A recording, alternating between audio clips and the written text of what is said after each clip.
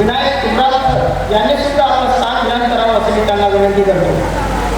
त्याचप्रमाणे प्रमुख वक्ते म्हणून लागलेले माननीय प्राध्यापक डॉक्टर युवराज केशराम सर यांनी सुद्धा आपलं स्थान ग्रहण करावं अशी त्यांना विनंती करतो.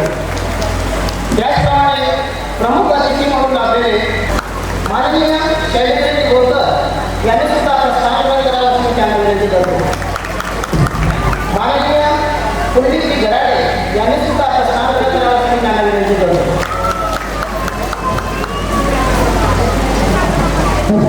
त्याचप्रमाणे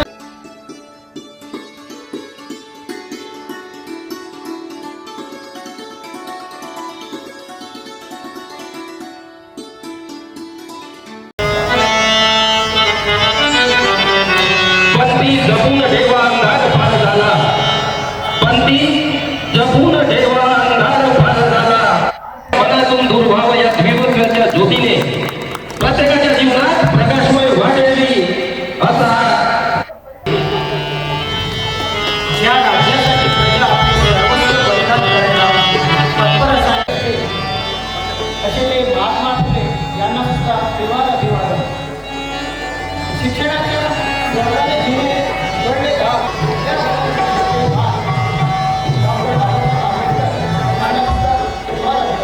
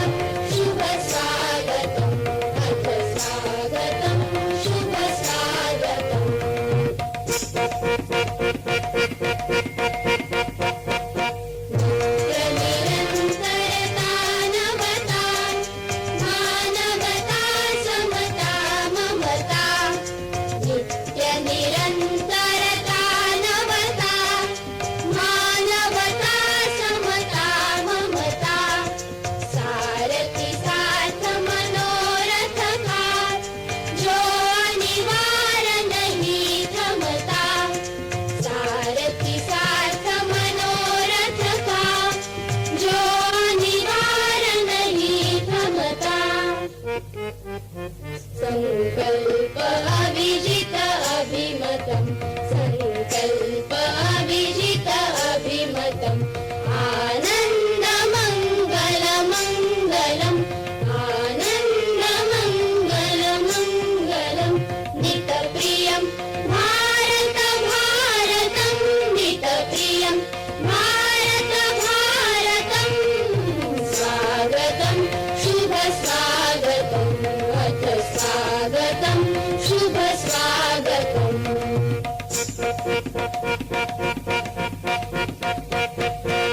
सुमित नई कामनाए, सुरमित नई साधनाए. सुमित नई कामनाए, सुरमित नई साधनाए. मैत्री मति क्रीडांगण में प्रमुदित बंधु भावनाए. मैत्री मति क्रीडांगण में प्रमुदित बंधु भावनाए. शाश्वत सुविकसित इति शुभम, शाश्वत सुविकसित इति शुभम. आनंद मंगल मंगलम, आनंद मंगल मंगलम. नितप्रियम भारत भारतम, नितप्रियम भारत भारतम. स्वागतम शुभ स्वागतम, अथ स्वागतम शुभ स्वागतम, अथ स्वागतम शुभ स्वागतम. यानंतर आजच्या कार्यक्रमाचे प्रमुख वक्ते माननीय प्राध्यापक डॉक्टर विनायक तुमराव सर यांचं स्वागत चंद्रभाऊ पराडीकर त्यांना विनंती करतो.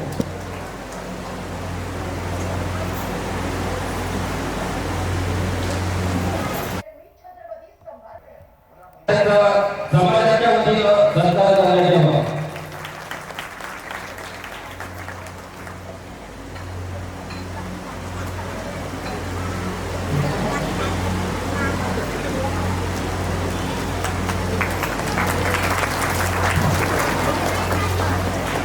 सत्कार करण्यास मी त्यांना विनंती करतो.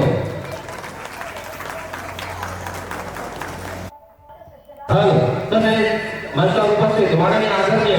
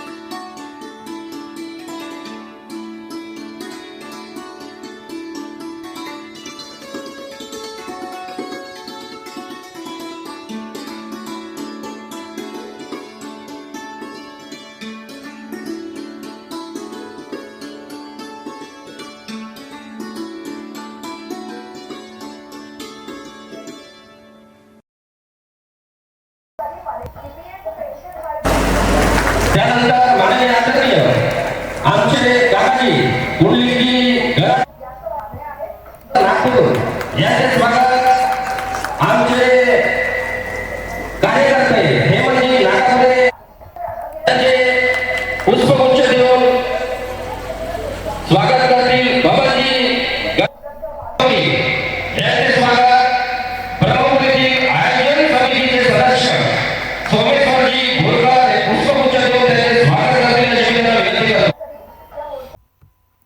कमान नाही पडक्या घरात माझ्या साधी कमान नाही, माझे इमान कोण्या दारी गहाण नाही, माझे इमान कोण्या दारी गहाण नाही. आणि थोर संत तुकडोजी महाराज गाडगे महाराज यांचे विचार गावाखेड्यामध्ये पोहोचवणारे आपल्या बुरट समाजाचे संत श्री बाबूरावजी नागापुरे महाराज उर्फ ललिदास महाराज या सर्वांना मी अभिवादन करतो. त्यांच्या स्मृतींना विनम्र अभिवादन करतो. आणि आजच्या प्रास्ताविक मी आपल्या समोर सादर करतोय.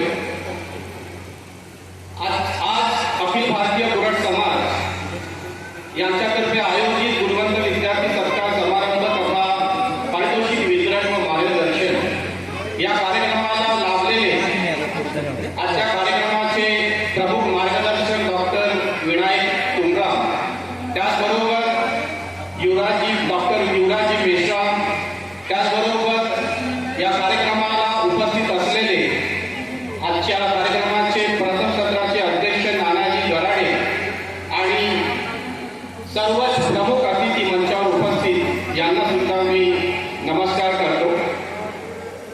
मित्रांनो, बुरट समाज याचं चित्र आम्ही मागच्या काही वर्षापासून बघत आहोत.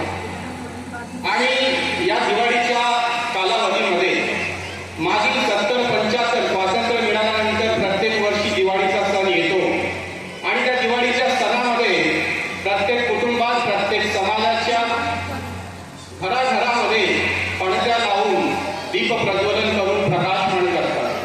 आणि खरं तर हा दिवाळीचा सण साजरा करत असताना घरोघरी दिवे लागत असताना सुद्धा 70 वर्षानंतर सुद्धा बुरट समाजाचे जेव्हा चित्र बघतो तर बुरट समाजामध्ये त्यातील कुटुंबामध्ये सुद्धा दिवे लावून दिवाळी साजरी होत आलेली होती.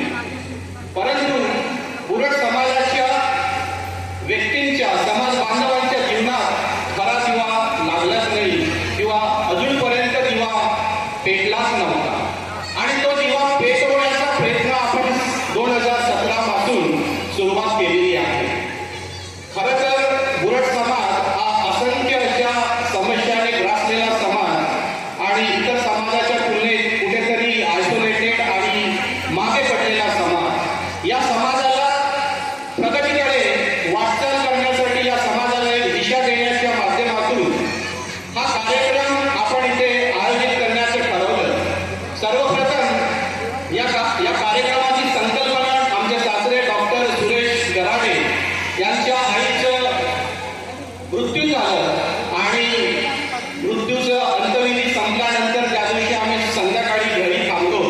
पहिला, त्यावेळेस डॉक्टर सुरेशराव गराडे यांनी मला हे बोलून दाखवलं की ज्यावेळी आपल्या समाजामध्ये असंख्य असे समस्या आहेत आणि या समस्यांवर एक तोडगा काढायचा असेल तर समाजातील जे नवीन पिढी आहे ते उच्च शिक्षित व्हायला पाहिजे. आणि ते उच्च शिक्षित कधी होईल तर त्या विद्यार्थ्यांना आपल्याला मार्गदर्शन करण्याची गरज आहे, त्या विद्यार्थ्यांना आपल्याला मोटिवेट करण्याची गरज आहे.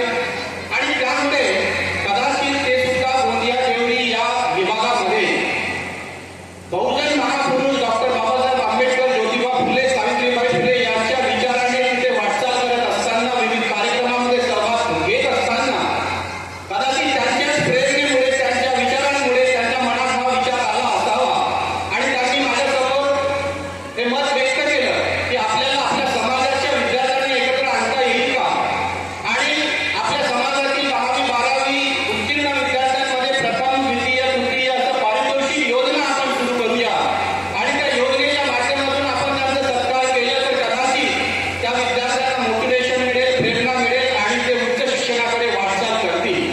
आणि खरं तर म्हणजे आमचा कुरट समाज हा इतका अशिक्षित समाज असल्यामुळे समाज बांधव आहेत, भगिनी आहेत, त्यांना एकत्र आणलं पाहिजे. त्यांच्यामधील जे काही ईर्ष्या आहे, त्यांच्यामधील जे काही मतभेद आहेत ते दूर सारायला पाहिजे. मला कुठेतरी हे जाणवायला लागलं की 80 ते 90% कुटुंबामध्ये भावाभावांमध्ये चांगलं रिलेशन नाही. कुठेतरी भावाची मुलगी किंवा मुलगा कुठेतरी प्रगती साधते तर दुसऱ्या भावाला वाईट वाटतं. की ईर्ष्या असेल तर मग ह्या समाजाला दिशा द्यायचं कसं हे आमच्यासमोर खूप मोठा प्रश्न होता. आणि खऱ्या अर्थाने ह्या कार्यक्रमाच्या माध्यमातून समाज प्रबोधन सुद्धा करायला पाहिजे आणि त्या समाज प्रबोधनाच्या माध्यमातून हे जे काही कौटुंबिक ईर्ष्या किंवा स्पर्धा आहे ते कुठेतरी आपल्याला नष्ट करावं लागेल. आणि कुटुंब म्हणून कुटुंब एक आला तर समाज एकत्र येईल आणि समाज एकत्र आला तर समाज हा प्रगतीपथावर जाऊ शकतो. या फॉर्म्युल्यानुसार आपण हा कार्यक्रमाची संकल्पना आपण राबवत आलेलो आहे. मागील 5-6 वर्षामध्ये आपण शिक्षणावर आणि नवीन पिढीवरती खरं तर खूप फोकस करत आलेलो आहे. आणि अखिल भारतीय कुरट समाज संस्था सातत्याने हे प्रयत्न करते की आपली येणारी नवीन पिढी ती वैचारिकदृष्ट्या, शैक्षणिकदृष्ट्या, आर्थिकदृष्ट्या हे प्रगती पथावर जायला पाहिजे या दृष्टिकोनातून आपली संस्था कार्य करत आहे. आणि 2017 मध्ये ही जेव्हा संकल्पना डॉक्टर सुरेश गराडे यांनी सांगितलं त्यावेळेस माझ्या मनामध्ये आलं की कुठल्याही समाजाला परिवर्तित करायचे असेल, कुठल्याही समाजाची प्रगती साधायची असेल तर त्या समाजामध्ये शिक्षण हा एकच असं एकमेव अस्त्र आहे की तो शिक्षणच आपल्या समाजाची प्रगती साधू शकतो. आणि त्यामुळे खऱ्या अर्थाने आपली भारतीय कुरट समाज संस्था ही शिक्षणावर भर देते. नवीन पिढी पुढे शिकायला पाहिजे आणि खऱ्या अर्थाने 11वी, 10वी आणि 12वीच्या विद्यार्थ्यांची लिस्ट तयार केली. त्यावेळेस 5 ते 6 विद्यार्थी फक्त 10वी पास झालेले होते आणि 12वी मध्ये सुद्धा 4 ते 5 विद्यार्थी पूर्ण विदर्भामध्ये कुरट समाजाची अशी अवस्था होती शिक्षणामध्ये. परंतु मित्रांनो 5-6 वर्षामध्ये बराच अवेअरनेस आलेला आहे. त्याचबरोबर समाजामध्ये जागृती निर्माण झालेली आहे. आणि आजची परिस्थिती आपण बघितलं तर खरंच या कार्यक्रमाच्या माध्यमातून नक्कीच आपली नवीन पिढी प्रेरणा घेत आहे आणि आज उच्च शिक्षणाकडे वाटचाल करत आहे. मित्रांनो आपल्याला सांगायला मला आनंद होतो की जिथे कुठेतरी 10 ते 12 विद्यार्थी 10वी 12वी मिळून आपले व्हायचे आणि त्यांचं हायएस्ट पर्सेंटेज म्हणजे प्रथम जो बक्षीस आहे तो 60 किंवा 63% वाल्याला मिळायचा.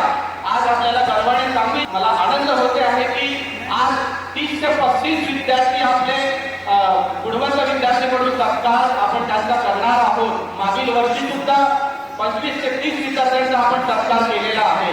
आणि खऱ्या अर्थाने 70 वर्षामध्ये या कुरट समाजाचं कुणीही डॉक्टर बनलेलं नव्हतं, कुणीही MSc झालेलं नव्हतं. पण आज तुम्हाला सांगायला आनंद वाटते की आज नागपूरचे श्रीहरी सर यांची मुलगी पहिली मुलगी की ती आज आपल्या समाजाची पहिली प्रथम मुलगी जी MSc केमिस्ट्री झालेली आहे आणि आज ते येणार आहे. मित्रांनो याच प्रकारे आपल्या समाजामध्ये कुणीही डॉक्टर फील्डमध्ये गेलेलं नव्हतं. BA MS MBA तर दूरच राहिलं. पण तुम्हाला सांगायला मला आनंद होते की मोरेश्वरच्या हांडे यांची मुलगी जबलपूरचे BA MS करत आहे. त्याचबरोबर श्रीहरीजी नागापुरी यांची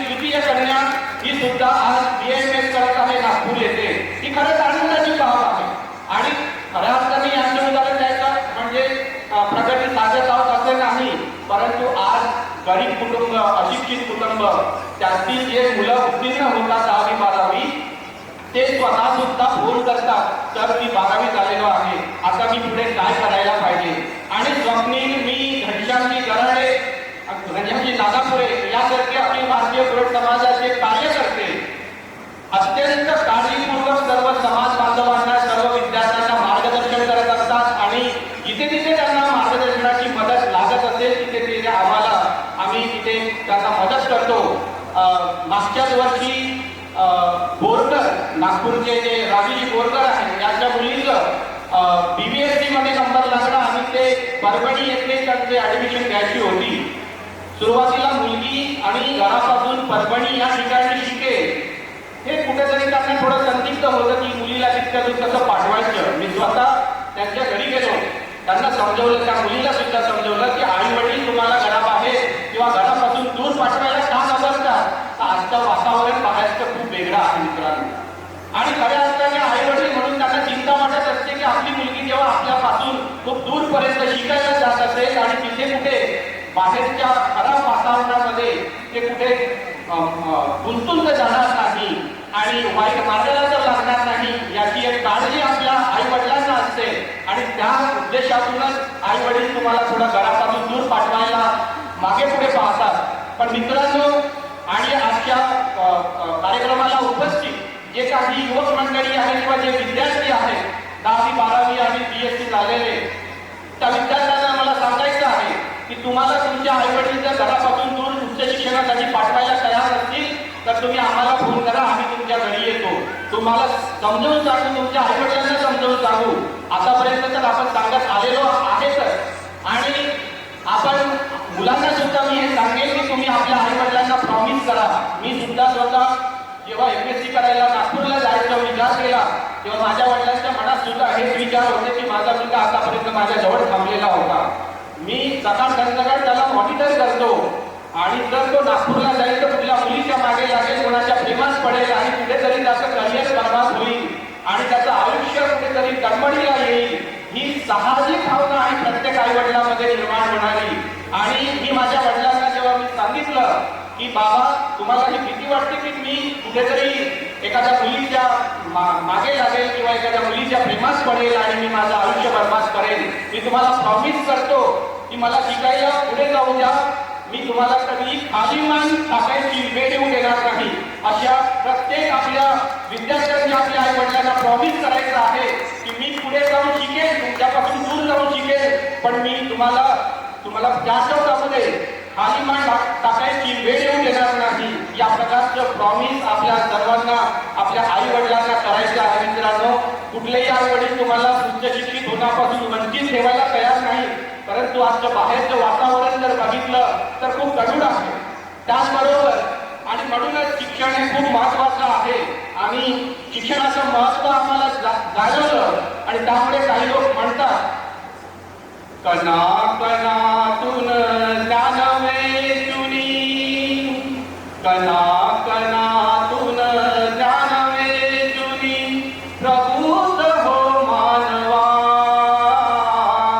कणा कणातून ज्ञान वेचुनी प्रभूत हो मानवा.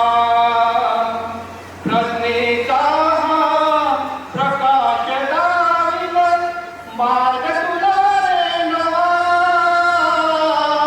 मार्ग तुला रे नवा.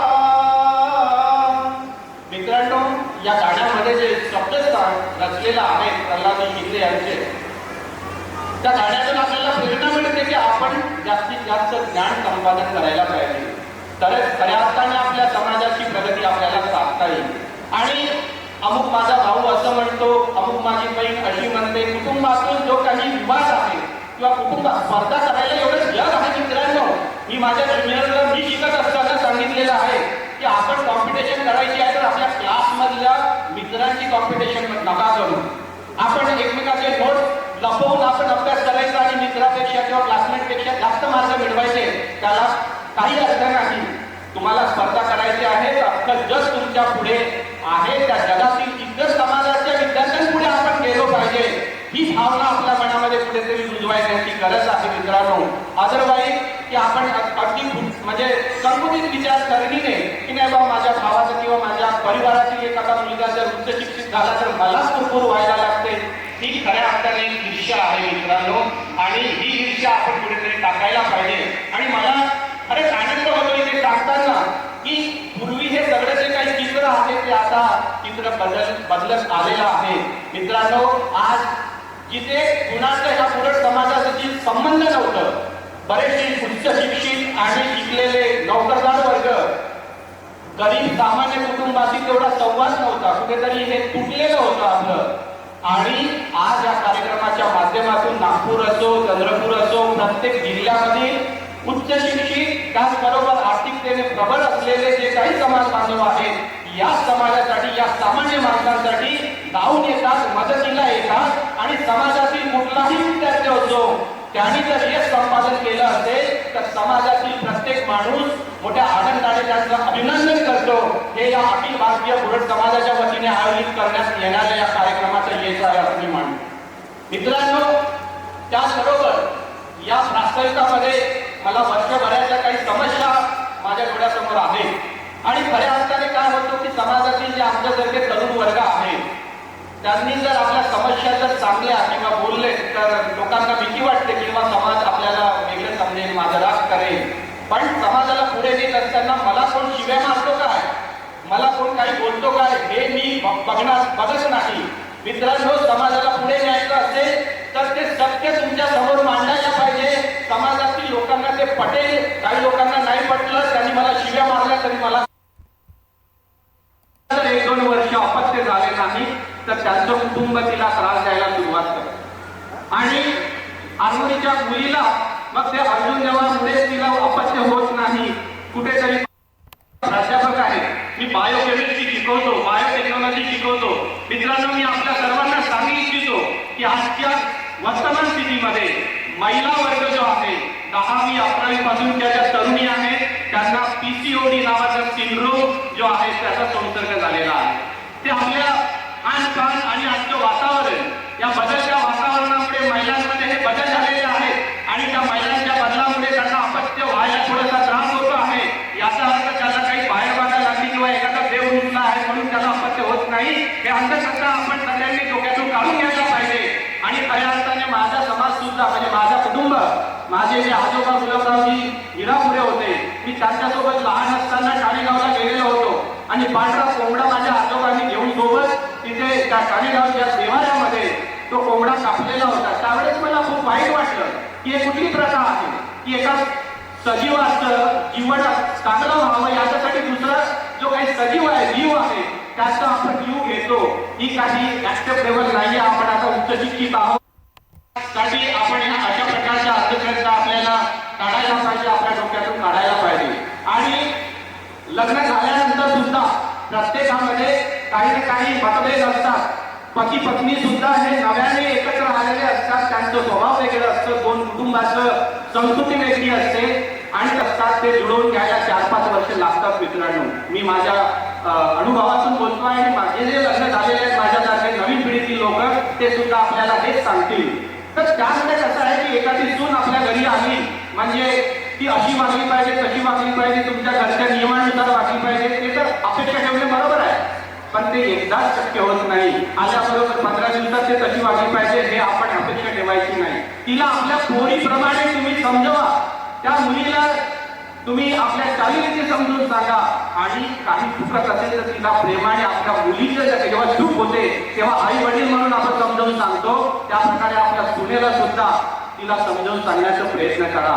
तरच त्या कुटुंबातील जो कलह आहे किंवा कुटुंबामधील वातावरण आहे तो अगदी चांगलं राहील. आणि अलीकडच्या काळामध्ये जे काही आत्महत्या झालेल्या आहेत आणि त्या आत्महत्या एवढ्या कमी वयामध्ये उच्च शिक्षित मुली सुद्धा आत्महत्या करतात, हे काही साधी गोष्ट नाही मित्रांनो. यासाठी सुद्धा आपल्या सर्वांना आपलं स्वभावामध्ये आणि आपल्या घरच्या वातावरणामध्ये आपल्याला बदल घडवून आणायचा आहे. त्याचबरोबर आपल्या समाजामध्ये मागे तालगडीला मला मनोहरजी हिरापुरे यांचा फोन आलेला. ते म्हणत होते की सर, आत्ताच एक 20-25 वर्षाचा मुलगा मृत्यू पावला. मी म्हटलं कशाने? तर तो दारू पिऊन पिऊन तो अगदी त्याची शरीरयष्टी खालावली होती आणि त्यातून तो मरण पावला. खर्रा आणि अनेक प्रकारचे व्यसनं करतात. आपल्याला माहिती असेल की खर्रा खाल्ल्यामुळे कॅन्सर होतो. आपल्या समाजातील काही लोकांना झालेला आहे. आणि दारू अशी गोष्ट आहे की तुम्ही कितीही उच्च शिक्षित असले, कितीही नॉलेजेबल असले, पण दारू पिल्यानंतर तुमचं सगळं जे काही सन्मान आहे ते समाजापुढे धुळीच मिळतो. आणि ते धुळीला मिळवणारी, सन्मान धुळीला मिळवणारी दारूला तुम्ही सेवन करायचं असेल तर आपल्या समाजाला पुढे आपण दिशा देताना आपल्याला अडचणी निर्माण होतील. मित्रांनो, त्या दारू पिणाऱ्या बद्दल मला क्या किया रे, क्या किया, क्या किया, क्या किया रे, तूने जीवन गवा दिया, तूने जीवन गवा दिया, क्या किया रे, जिसे पाना था उसको तो खो दिया रे, जिसे पाना था उसको तो खो दिया. मित्रांनो, अनमोल जीवन आपल्याला मिळालेलं आहे आणि या जीवनाचा उपयोग आपण असं व्यसनाधीन मार्गाला जाऊन संपुष्टात आणणे हे काही योग्य नाही.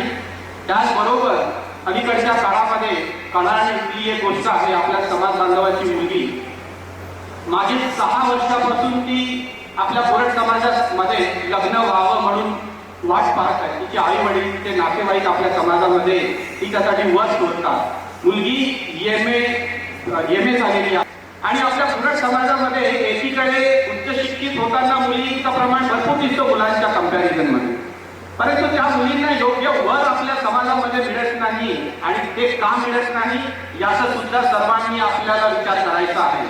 मला माझ्या अनालिसिस नुसार असं मला वाटते की जी मुलगी आहे तिचे वडील मला फोन केलं की भासाजी म्हणे माझ्या मुलीसाठी एखादा वर बघा.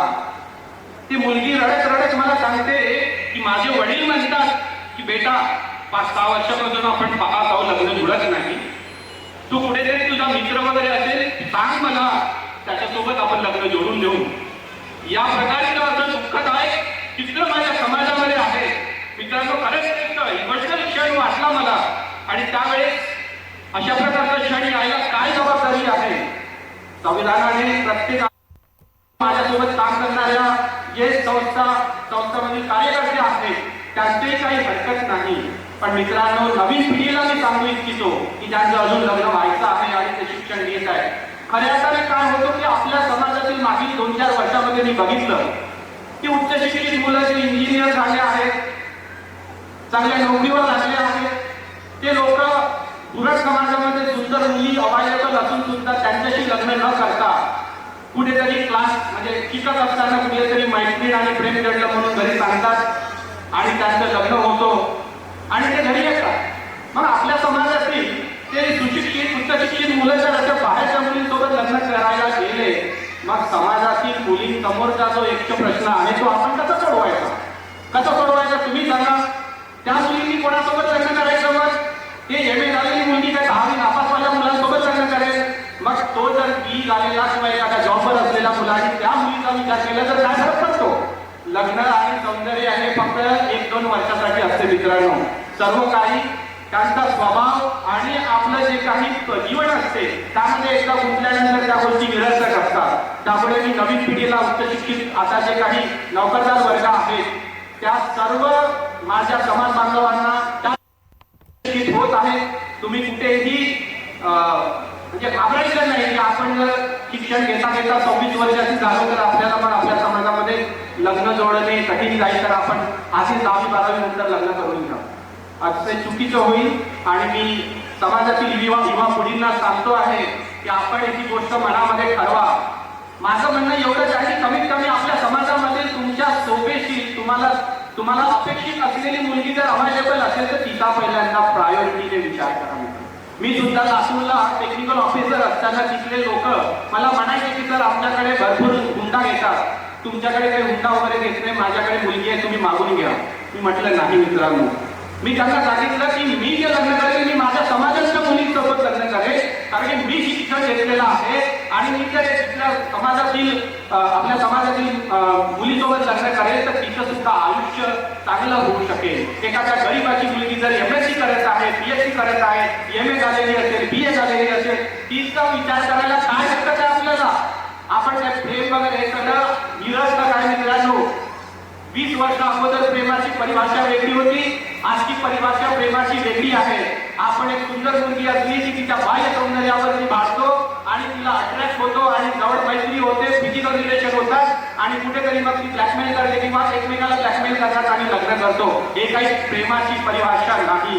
हे कुठेतरी आपल्याला समजायला पाहिजे. आमचा रिस्पेक्ट आहे, परंतु येणाऱ्या काळामध्ये जे काही आपल्या समोर प्रश्न निर्माण होतात त्या प्रश्नाला जर सोल्युशन शोधायचं असेल तर कमीत कमी आपल्या नवीन पिढीने आपल्या समाजातील एका तरुणीचा विचार करायला हरकत नाही. आणि शेवटचा मुद्दा एक आपल्या याच्यामध्ये आहे, त्याला मी स्पर्श करतो आणि माझं वास्तविक मी संभवेल, ते सुद्धा खूप महत्वाचं आहे. अलीकडच्या काळामध्ये आपण सर्वांनी बघितलं असेल की व्हॉट्सअप ग्रुप भरपूर आहेत आणि त्या व्हॉट्सअप ग्रुपमधून काहीतरी हेतुपुरस्पर काही लोक मेसेज करतात, काही लोक मेसेज डिझाईन करतात आणि त्यामध्ये आपल्यासारख्या सामान्य जो समाज आहे त्यांचे सुद्धा मासे भडकवण्याचं काम होऊ शकतो. हा कुठलाही धर्म हे सांगत नाही की इतर धर्माचं द्वेष करा, कुणीही असं सांगितलेलं नाही. आणि जर कोणी असं सांगत असेल तो धर्माचा ठेकेदार मानवतो, तो स्वतःला धर्माचा ठेकेदार समजतो, पण तो ठेकेदार नाही. कुठलाही धर्म इतर धर्माचा द्वेष करा असं सांगत नाही मित्रांनो. त्यामुळे आपण हिंदू असलो, आदिवासी असलो, ख्रिश्चन असलो, बुद्धिस्ट असलो, मुस्लिम असलो, माणूस म्हणून जगण्याचा त्यांना सुद्धा अधिकार आहे. त्यांना सुद्धा आपल्यासोबत स्वातंत्र्य मिळालेलं आहे. आणि आपल्या अवतीभवती कुठल्याही जाती धर्माचा पंथाचा जर व्यक्ती असेल तर त्याकडे अमुक जातीच्या धर्माचा या दृष्टिकोनातून न बघता तो माणूस आहे त्याला सुद्धा आपण चांगल्या सन्मानाने वागणूक दिली पाहिजे. ही भावना म्हणजे मानवतेची भावना. आणि सर्वात श्रेष्ठ म्हणजे जर धर्म असेल तर तो मानवतेचा धर्म असतो आणि प्रत्येक धर्मामध्ये मानवतेचाच पुरस्कार करण्यात आलेला आहे. परंतु काही धर्माचे ठेकेदार समाजामध्ये तेढ निर्माण करण्यासाठी आपल्याला ते भडकवणारे मेसेज टाकतात. त्यापासून सुद्धा आपल्याला बोध घेण्याची गरज आहे. सत्य शेवटी मी एवढंच म्हणेन, राहो सुखाने हा मानव इथे या भूवरी आईते. राहो सुखाने हा मानव इथे या भूवरी आईते. कल्याण हो माझे तुमचे, कल्याण हो मित्रांचे शत्रूंचे. कल्याण हो माझे तुमचे, कल्याण हो मित्रांचे शत्रूंचे. कल्याण हो साऱ्या जीवांचे, ही भावना कायम वसईवते. राहो राहो सुखाने हा मानव इथे या भूवरी आईते. धर्माचा पंथाचा ना जातीचा भेद नसे मानसा माणसांचा. धर्माच्या जातीचा ना पंथाचा भेद नसे मानसा माणसांचा.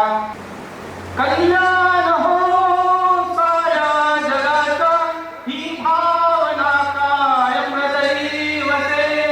ही भावना कायम हृदयी वसे. राहो राहो सुखाने हा मानव इथे या भूवरी आईते. मित्रांनो, हेच अपेक्षा सर्वांकडून की सर्वांनी मानवतेचा पुरस्कार करा. अवतीभवती कुठल्याही जाती धर्माचं असेल तरी त्यांना प्रेमाने आणि आपुलकीने वागा. आणि आपण कुटुंबातील कलह नष्ट करून आपला कुटुंब एकत्र करा, समाज एक संघ व्हा आणि आपल्या समाजाची प्रगती साधा. धन्यवाद.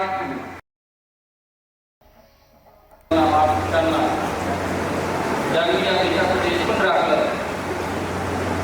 आपल्यासारख्या बहुजनांना शिक्षणाची दारं खुली केली, अशा सर्व महामानवांना या निमित्ताने मी विनम्र आदरांजली व्यक्त करतो.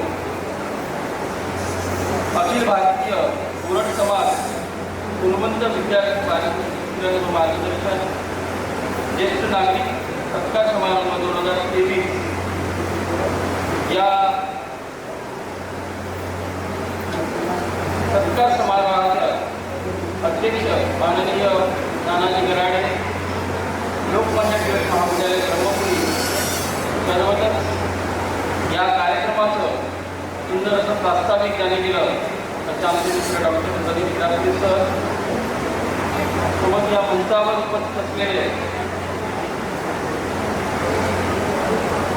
ज्यांना आदिवासी चळवळीचं जनक भाष्यकार, ज्यांना राष्ट्रपती पुरस्कार प्राप्त झाला, साहित्य अकादमी सारखा अत्यंत मानाचा असा पुरस्कार त्यांच्या ग्रंथाला मिळाला. संपूर्ण महाराष्ट्रात आदिवासी समाजातील एक फार मोठे विद्वान लोकनेते ज्यांना आम्ही मानतो ते डॉक्टर विनायक सर. या कार्यक्रमाचे असलेले सर्व अखिल भारतीय कुरट समाज त्याचे जे काही पदाधिकारी आहेत त्या सर्वांना मी नमन करतो आणि आपले विचार या निमित्तानं मांडण्याची आपण सर्वांनी संधी दिली मला, त्याबद्दल या समाजाचं मी ऋण व्यक्त करतो आणि मी माझे विचार मांडण्याची सुरुवात केली आहे. मित्रांनो, या सभागृहामध्ये पुण्याची एक खूप मोठी संख्या आपल्याला इथं आढळून येत आहे. विद्यार्थी मित्र आहेत, काही जाणकार लोक आहेत. खरं तर अखिल कुरट समाज त्या कार्यक्रमासाठी मी पहिल्यांदा उपस्थित होत आहे. या ठिकाणी आमचे मित्र विजयजी मिश्रा, परिवर्तनवादी चळवळीतील, आंबेडकरी चळवळीतील असे मित्रही इथे उपस्थित आहेत. त्यांचा देखील एक मी नामोल्लेख करतो. या ठिकाणी हिंगणघाटवरून आलेले आमचे मित्र रमेश मळावीजी, सोबतच महादेवी सिडाने हे देखील उपस्थित झालेले आहेत.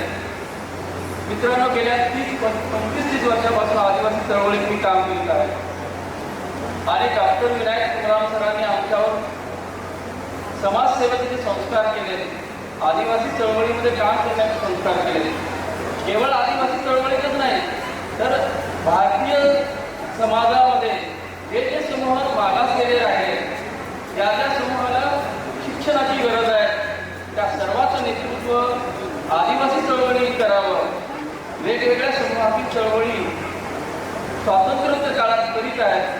खरं तर आपल्याला हे प्रामुख्याने जाणवतं, प्रत्येक समाजाला एक आपला विकास करण्याचा जो काही अजेंडा आहे तो वेगवेगळ्या मार्गाने राबवला जातो आणि त्यावेळी आपल्याला असं जाणवतं की स्वातंत्र्याच्या 50-75 वर्षानंतर देखील समूहातील एक वर्ग फारसा काही शकलेला नाही. समाजातील अत्यंत अलीकडे मला वाटतं की काही अनेक समाजात, अनेक कुटुंबात असं तुम्हाला दिसेल की पहिली पिढी नुकतीच शिकत आहे, नुकतीच कुठेतरी पोटा पाण्याला लागलेली आहे आणि अशा वेळी सरकार म्हणते की सरकार हे प्राथमिक जे शिक्षण हे सार्वत्रिक करेल, म्हणजे सक्तीचं आहे, मोफत आहे, ते ते शिक्षणच बंद करण्याच्या मार्गावर आहे. आणि अत्यंत घातक असा विचार या राज्यामध्ये, ज्या राज्यामध्ये आपण पाहतो की महात्मा फुलेंची पहिली शाळा सुरुवात केली या देशामध्ये, सावित्रीबाई फुलेंनी शिक्षणासाठी प्रचंड असा मोठा त्याग केला. अशा समाजाला आज खऱ्या अर्थाने गरज आहे. खऱ्या अर्थाने नोकरी, शासकीय नोकरी मिळवणे हे प्रत्येक कुटुंबाचं एक स्वप्न असते आणि अशा वेळी या राज्यात आपण पाहत आहोत की हे स्वप्न धुळीला मिळवण्याचं काम येथील राज्य सरकार करीत आहे. दुसरी गोष्ट, हे करत असताना सरकारने पुन्हा एक 9 एजन्सी नेमल्या. त्या एजन्सी अशा आहेत की प्रायव्हेटाईज म्हणजे खाजगीकरण. हे जर खाजगीकरण आलं तर आमच्यासारख्या सर्वसामान्य कुटुंबातील लोकांना शिक्षणाची आणि नोकरीची दारच बंद होऊन राहिले आणि म्हणून प्रचंड प्रमाणात आम्ही चंद्रपूर जिल्ह्यात, चंद्रपूरच्या मुख्यालयात एक मोठा मोर्चा काढला. प्रत्येक तालुक्यातून चंद्रपूर जिल्ह्यातून मोठमोठे आंदोलनं झाली आणि त्याचा परिणाम असा झाला की ते एजन्सी तात्पुरत्या बंद केल्या आहेत, परंतु खाजगीकरणाचा जो प्रकार आहे तो काही बंद झालेला नाही आहे. आणि म्हणून आमच्यासारख्या तुमच्यासारख्या सर्वसामान्य कुटुंबातून आलेल्या लोकांना आज शिक्षणाचे दरवाजे बंद करण्याचं दुःख वाद या देशामध्ये या राज्य सरकारमध्ये आपल्याला दिसत आहे. मी या निमित्ताने तुम्हाला या सर्व गोष्टीची जाणीव करून देतो. आपणही जागरूक आहातच, परंतु समाजातील शिकलेल्यांची ही जबाबदारी राहते की आपला वर्ग कुठपर्यंत गेला पाहिजे, शिकला पाहिजे. आणि आपण या ठिकाणी अखिल भारतीय बुरड समाजाच्या वतीने अत्यंत महत्त्वाचा असा कार्यक्रम समाजातील वेगवेगळ्या थरातील लोकांना आपण बोलून इथे सन्मानित करतात. डॉक्टर विनायक कुमराम सरांसारखे आणि युवराज मेश्राम सरांसारखे अत्यंत वेगळ्या समूहातील माणसं आहेत की त्यांचं मार्गदर्शन, डॉक्टर बाबासाहेबांच्या महात्मा फुलेंच्या विचारांचं मार्गदर्शन आपण समाजापुढे आदर्श म्हणून ठेवत आहोत. आणि म्हणून समाज वेगवेगळ्या समूहातील लोकांना आपण या ठिकाणी मला बोलवलं. खरं तर एक महत्त्वाचा मुद्दा इथे बोलताना राहून गेला, तो इथं मांडतो 2 मिनिटात आणि मी थांबतो. खरं तर बुरड समाज म्हणजे टोपल्या आणि बांबू व्यवसायाचा समाज, तो समाज माझाही समाज आहे. मी ज्या समाजातून येतो, आमचे आई वडील, आमचा जो समाज आहे तो देखील टोपल्या आणि बांबूपासूनच टोपल्या वगैरे घेऊन आपला उदरनिर्वाह करतो. आणि ही जात आमच्याही समाजाला लागली आणि मग आमच्या नोंदी ह्या बदलत गेल्या. म्हणजे मुख्य राजकारणी जसं नोंद केली की कोण बुरड आणि खरं तर आम्ही छोटी जमात होते. आपल्या पूर्व विदर्भात आपल्याला चांगल्या पद्धतीने माहिती आहे, परंतु तुमचा बुरड अखिल भारतीय जो बुरड समाज आहे हा शेड्यूल कास्टमध्ये जातो आणि आम्ही जे आहे ते शेड्यूल ट्राईबचे. जिजाबाई भिकाजी महाविद्यालय ब्रह्मपुरी इथे सरांना Rajiv Gandhi national fellowship UGC अंतर्गत त्यांना अवॉर्ड झालेली आहे. सरांचं टीचिंग एक्सपिरियन्स UG लेवल 18 वर्ष आणि पोस्ट ग्रॅज्युएशन लेवल 15 वर्ष गोंडवाना विद्यापीठ आणि आरटीआय विद्यापीठात. सर एक रिसर्च सुपरवायझर सुद्धा आहे जे मुलांना रिसर्च करायला मदत करतात. म्हणजे रिसर्च काय म्हणू शकतो आपण त्यांना. तर रिसर्च सुपरवायझर RTI नागपूर विद्यापीठ नागपूर, गोंडवाना विद्यापीठ गडचिरोली. सरांच्या सुपरवायझर याच्या PhDचे 5 विद्यार्थी, MPhDचे 8 विद्यार्थी. त्या 5 विद्यार्थ्यांपैकी 2 विद्यार्थ्यांना सरांच्या अंडरमध्ये PhD अवॉर्ड झालेली आहे आणि MPhDमध्ये 8चे 8. त्यानंतर सर सामाजिक कार्यात पण खूप त्याच्यानंतर सर सेक्रेटरी समता सैनिक दल युनिट ब्रह्मपुरी. त्याच्यानंतर सर महाराष्ट्र अंधश्रद्धा निर्मूलन समिती अध्यक्ष जिल्हा चंद्रपूर इथे पण कार्यरत आहेत. सरांचे विविध विषयावर भाषण झालेले आहेत आणि सर आंबेडकरी चळवळीमध्ये सामाजिक चळवळीमध्ये अग्रेसर आहेत. अशा आपण व्यक्तीला आज तिथे आपण मार्गदर्शन करण्याकरता पाचारण केलं आहे. तर सरांना मी विनंती करतो की सरांनी आपलं मार्गदर्शन. माझ्या विद्यार्थ्यांना मी माझी विनंती करेन, पालकांना पण विनंती करेन, माझ्या उपस्थित सर्व बंधू भगिनींना विचार करेन की आतापर्यंत या पृथ्वी तलावावर जी काही क्रांती झाली ती क्रांती फक्त विचाराने झाली आहे बघा. आणि विचार सहजासहजी अन्न मिळवण्यात जसं सोपं असतं, ऑक्सिजन घेऊन जगणं जसं सोपं असतं, तेवढं विचार मिळवणं इतकं सोपं नसतं. खऱ्या अर्थाने सर्वप्रथम स्वराज्याचा जानता राजा, सर्व समावेशक मानवी कल्याणाचा राजा की ज्यांनी कधीही जाती, धर्म, पंथ, धर्म विशेषतः कुठल्या धर्माचा आहे, कुठल्या जातीचा आहे याचा कुठलाही प्रकारे विचार न करता ज्यांनी सर्व ह्या भारतातील 18 पगड जातींना समान न्याय देण्याचा सिद्धांत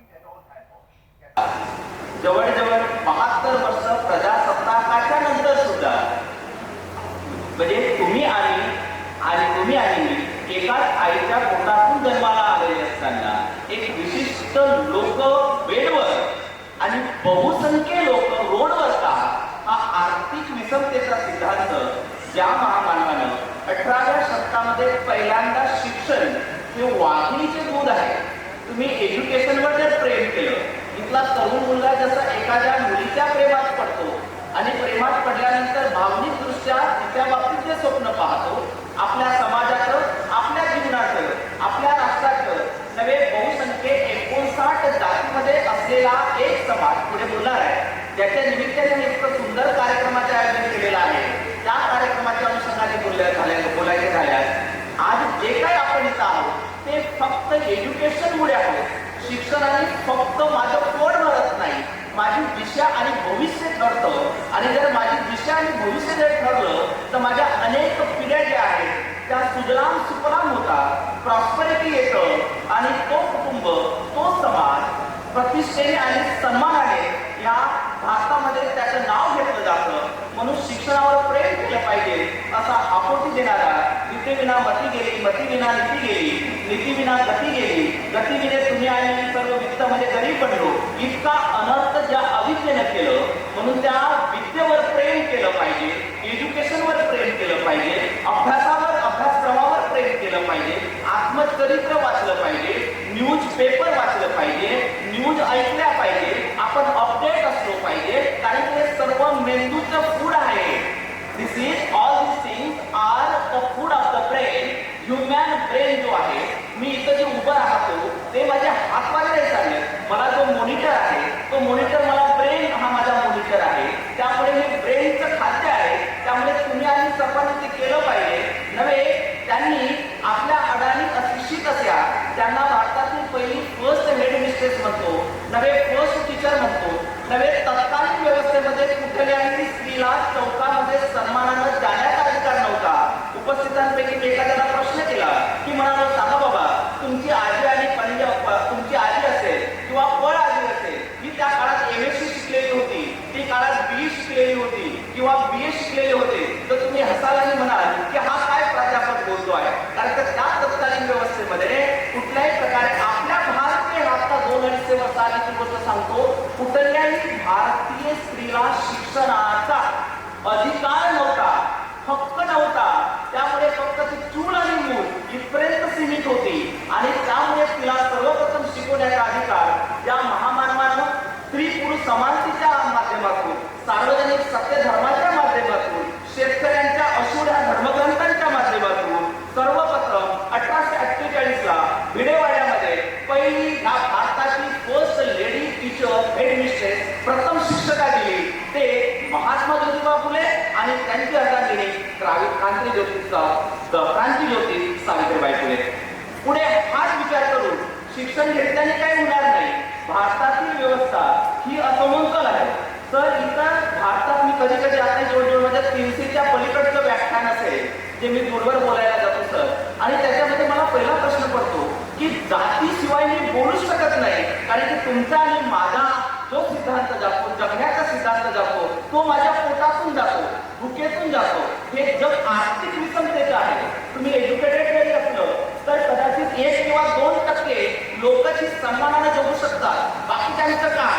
मग या समग्र व्यवस्थेला जर आपण टिकवायचं असेल तर एका हा मोठा तबका जो आहे, जो खालच्या बाजूला आहे, त्याला कुठेतरी आपण वरतं आणलं पाहिजे. तेव्हा तुमच्याच कुटुंबात सन्मानाने माझ्या अत्यंत प्रतिष्ठितपणाने ज्या भगिनी बसलेल्या आहेत आणि त्याच कुठेतरी बांबूच्या काम करणाऱ्या बिचाऱ्या, कुठेतरी शुक्रवारी बाजाराला माझ्या भगिनी त्या टोपल्या विकण्याचं काम करतात, त्यांच्या जीवनाविषयी मी कोणतं काम करेन?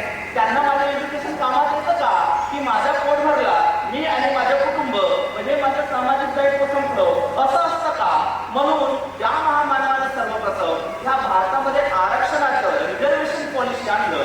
ते लोकराजे, कोल्हापूरचे राजश्री शाहू महाराज आणि ह्या सर्वांना छत्रपती शिवाजी महाराजांचं मानवतावादी दृष्टिकोन, महात्मा ज्योतिबा फुल्यांचा शिक्षणाचा दृष्टिकोन, क्रांतिज्योती सावित्रीबाई फुल्यांचं स्त्री पुरुष समानता आणि राजश्री शाहू महाराजांचं आरक्षणाच्या पॉलिसी. आज तुम्हाला मला आश्चर्य वाटेल, इथला बहुसंख्य समाज असलेला माणूस जो कधी कधी आरक्षण घेणाऱ्याला तुच्छ समजत होता, तो आता अलीकडे संपूर्ण महाराष्ट्रामध्ये मराठ्यांच्या नावानं जाळपोळ आणि संविधानाला चॅलेंज करतो आहे. आणि इतका मात्र बहुसंख्य 85 वर्ष असलेला हा जो ओबीसी समाज आहे तो अजूनहीपणे जागरूक झालेला नाही. सत्ता काय करू शकते? Political power is a great weapon. राजकीय सत्ता तुमच्या जीवनातलं जगण्याचं सामर्थ्य, तुमचे मूलभूत अधिकार मिळवून देऊ शकते. तुम्ही MSc झाले, PhD झाले, MBBS झाले, हे माझ्या समाजाचं गुण बघणार आहे. पण ते MBBS ची पॉलिसी ठरव करणारा जो कोणी प्रकार असेल तो कोण आहे, तर that is the right, constitutional राईटचा आहे.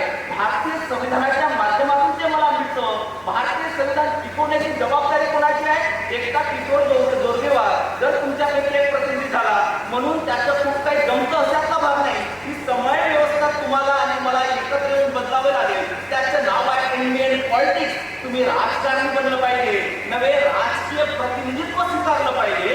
एज्युकेशनच्या माध्यमातून ठीक आहे की तुमचा लिव्हिंग स्टँडर्ड, हाय स्टँडर्ड वाढू शकेल, पण ते पुढे टिकेल किंवा नाही याच्यासाठी तुम्हाला काय करावं लागेल? तुमचं पार्टिसिपेशन इन इंडियन पॉलिटिक्स, त्याचं प्रतिनिधित्व तुम्हाला मिळायला पाहिजे. तुम्ही निवडून यायला पाहिजे.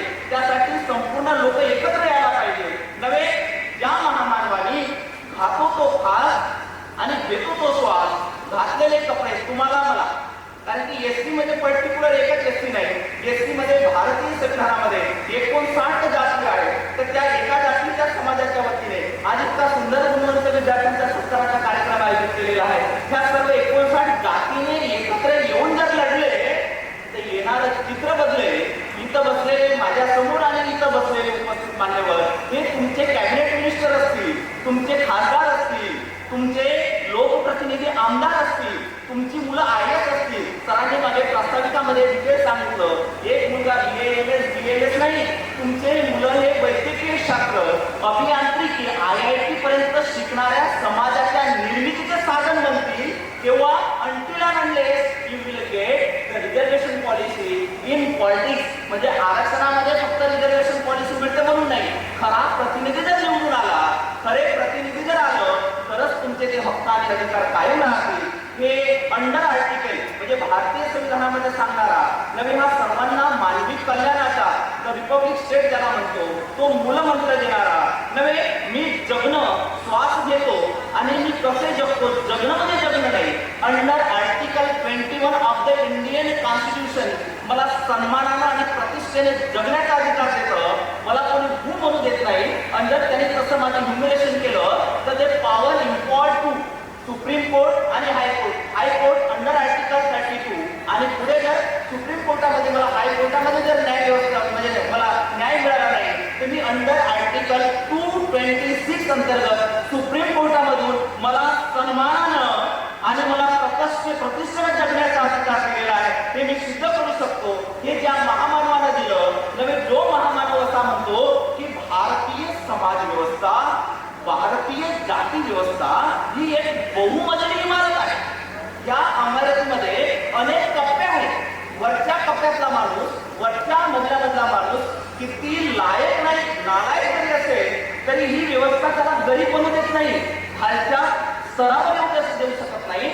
आणि खालच्या कप्प्यातला तुम्ही आणि मी ज्याला बहुजन समाज म्हणतो तो किती इंटेलेक्ट असेल, इंटेलिजन्स असेल, ऑर्डर ऑफ मेरिट असेल तरी त्याला ही व्यवस्था जगण्याचे संपूर्ण सुख सुविधा उपलब्ध करून देऊ शकत नाही.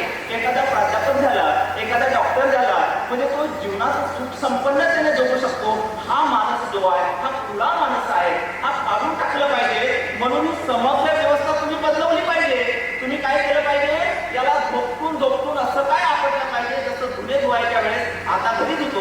जुन्या काळात आपण नदीवर धुणे धुवायचे, विहिरी नव्हत्या, विहिरीवर बंद होते, तेव्हा आपण काय करायच्या? त्याला आपटायचं चांगला आपटून त्याला तुम्ही काय केलं पाहिजे? मेन प्रवाहामध्ये आलं पाहिजे. जा आणि तुम्ही तुमच्या पुढाच्या भिंतीवर लिहा. आता पुढाच्या भिंती गेलेल्या आहेत सर, आदरणीय अध्यक्ष महोदय. आता ज्या भिंती आहेत त्या भिंती कशाच्या आहेत? सर्व वेगवेगळ्या ज्या शासनाच्या प्रधानमंत्री आवास योजना, रमाबाई आंबेडकर आवास योजना यांच्या माध्यमातून आपल्या विटांचे घर बनलेले आहेत, चांगले घर बनले आहेत. पण जगण्याचा प्रश्न मात्र निर्माण झालेला आहे. जगणं कठीण झालेलं आहे. कारण की आमच्या मुलाच्या तुमच्या काळामध्ये कदाचित वडिलांच्या काळामध्ये मोबाईल नव्हतं, तंत्रज्ञान नव्हतं, अनेक लोक पायी जायचे. इथं ह्या समाजातून जे पुढे निर्माण आलेले आहेत त्या सर्वांनीच आपल्या स्लीपरचे म्हणजे काय म्हणतात उंबरटे झिजवलेले आहेत. इथं कोणीही काही काय म्हणतात गोल्डन स्पून घेऊन जन्माला आलेला नाहीये. ही व्यवस्था बदलावी लागेल, नवे टिकवावी लागेल. यासाठी ज्या महामानवानं म्हटलं की जा आणि तुमच्या पुढाच्या भिंतीवर लिहा की ह्या देशातील राजकीय सत्ता म्हणजे तुम्ही पॉलिटिकल सोसायटी बनलं पाहिजे. तुमचा समाज हा एक राजकारणामध्ये नव्हे शासनामध्ये प्रतिनिधित्व असणारा समाज बनलं पाहिजे. कारण की राजकीय प्रतिनिधित्व ही एक मास्टर की आहे. या प्रत्येकाच्या जीवनात निर्माण होणाऱ्या समस्यांचं निर्माण करू शकते असं आहुती देणारा नव्हे. मी माझ्या प्रगतीचारात मी कधीही हिंदू कोड बिल जर तुम्ही वाचलं, ॲनिमेशन ऑफ कास्ट जातीचं समूळ उच्चाटन जर वाचलं नव्हे, भूवेद शूद्राज इथं बसलेला मला बाहेर ऐकलेला ह्या भारतातील मॅक्झिमम समाज ज्याला म्हटलं जातं, जो जवळजवळ 85 ते 80% समाज 90% समाज आहे, तो सर्व शूद्र आहे. शूद्र म्हणजे त्याला आता वेगवेगळ्या कास्टमध्ये विभागतो आपण. हा भूवेद शूद्राज जेव्हा आपण वाचतो, कारण का आपली अस्मिता आपला इतिहास हा सुद्धा आपल्याला माहीत असलं पाहिजे नव्हे, तो आपण टिकवून ठेवला पाहिजे. वाचण्याने माणसाचा मेंदू समृद्ध बनतो, तो निर्व्यसनी बनतो, तो सदाचारी बनतो नव्हे. प्रतिष्ठेनं जगायला त्याला ही सिस्टीम भाग पाडतं, तो समाजाला घाबरून जगतो नव्हे. सर मला काय म्हणतील, नको त्या ठिकाणी तो उभं राहत नाही. इतकं चारित्र्य संपन्न संविधान देणारं भारतीय संविधानाचे शिल्पकार डॉक्टर बाबासाहेब आंबेडकर आणि अगदी 25 वर्ष जो एक युवक लढला नव्हे, 25 वर्षामध्ये एक क्रांतिकारकाची भूमिका मानून आदिवासी समाजामध्ये समूळ बदल. आयुष्य कोण किती वर्ष जगतो हे महत्वाचं नाही, ते आयुष्य आपण कशा पद्धतीने जगतो, कोणाकरता जगतो हे तेवढंच महत्वाचं असतं. आणि इतिहास ज्याला महानायक म्हणतं, जननायक म्हणतं, ते बिरसा मुंडा आणि संत नागापुरे महाराज इथले सर्व समाज सुधारक या सर्व महापुरुषांच्या महामानवांच्या विचारांना मी प्रथमतः वंदन करतो. आणि आता मात्र मी माझ्या भाषणाला सुरुवात करतो. तुम्हाला वाटलं असेल की सरांचं भाषण मगाशी सुरू झालेलं आहे. आजच्या अखिल भारतीय भूगोल ज्याला आम्ही करंडी म्हणायचो आधी, अत्यंत सन्मानाने आणि प्रतिष्ठेने आयोजित हा गुणवंत विद्यार्थ्यांचा पारितोषिक वितरण व मार्गदर्शन समारंभ इथं पार पडत आहे.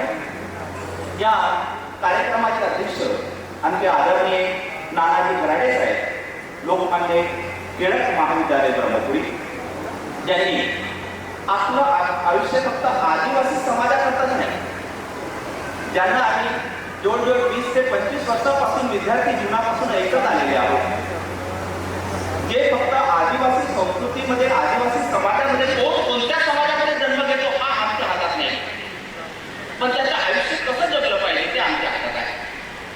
आदिवासी समाजामध्ये जन्म घेऊन आदिवासींच्या समस्या काय, शैक्षणिक सांस्कृतिक त्याच्या ठेवा काय, त्याला जिवंत ठेवण्याचं काम नवे, संबंध बौद्ध हित जोपासण्याचं काम आमचे मार्गदर्शक, ज्यांना राष्ट्रपती पुरस्कार मिळालेला आहे नव्हे, आमच्या काळात एक वक्ता म्हणून झंझावातासारखे फिरायचे, ते आमचे आदरणीय मार्गदर्शक. आणि आजच्या कार्यक्रमाचे माझ्यानंतर त्यांचं प्रमुख व्याख्यान होणार आहे ते प्राध्यापक डॉक्टर विनायक कुंभार सर, ज्यांनी प्रास्ताविकतेच्या माध्यमातून आपल्याच या बुडक समाजामधून जन्माला आलेला एक बायोटेकचा विद्यार्थी पुढे शिकतो. प्रतिकूल मी समजू शकतो त्यांची परिस्थिती काय असेल.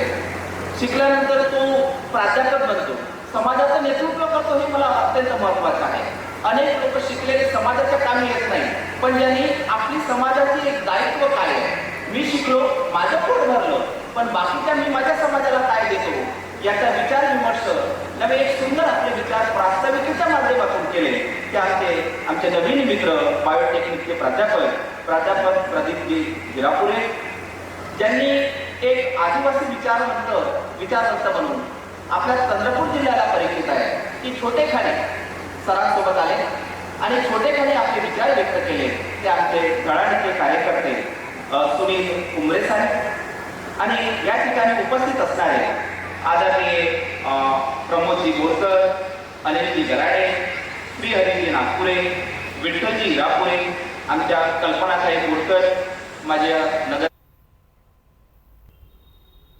विचारवंत इंजिनियर विजयजी मेश्राम, आणि ज्यांच्याकडे राहून मी शिकलो नव्हे, ज्यांना मी आदरानं ताई म्हणतो, ती मला सख्या बहिणीसारखी आहे, ती चंदू रत्नमाला प्रल्हादजी गराडे, ज्यांनी मला इथं सन्मानाने बोलावलं ते घनश्यामजी नागपुरे, इथं उपस्थित सर्व सांस्कृतिक कार्यक्रम समिती, आयोजन समितीमधील सर्व पदाधिकारी आणि विशेष म्हणजे आपल्या सर्वांचं मी वयाने लहान असताना सुद्धा माझे विचार व्यक्त करण्याकरता इथं तुम्ही सन्मानाने मला बोलावलं ते माझे सर्व उपस्थित बंधू आणि भगिनींनो. मला सांगण्यात आलं की विद्यार्थ्यांना तुम्हाला मार्गदर्शन करायचं आहे. मला एक गोष्ट आवर्जून सांगावीशी वाटतं. विद्यार्थ्याच्या आधी जर सर्वात जास्त मला कधी कधी वाटतं की हा एक विद्यार्थी आहे, चंदू गराडे विद्यार्थी आहे. माझी सर्वात जास्त जी नाळ जुळलेली असते ती नाळ असते माझ्या आईशी. मग आई आतापर्यंत भारतात जेवढे मोठी थोर पुरुष शास्त्रज्ञ विचारवंत जन्माला आली, आदरणीय अध्यक्ष महोदय, स्टेजवरील माझे सर्व महोदय, त्या सर्वांच्या आई ह्या निरक्षर होत्या. आपण भाग्यवान आहोत की निदान आमची आई ग्रॅज्युएट आहे, 10वा वर्ग आहे. माझी आई आज 78 वर्षाची 14 वर्ष शिकलेली आहे. तो भाग वेळ. पण त्या काळात ही जी महापुरुष जन्माला आली ती सर्व आई ही शिक्षणापेक्षा वरचढ असलेली एक खूप मोठी मानसिक संकल्पना आहे. आईला कळतं की माझ्या मुलाने काय करावं.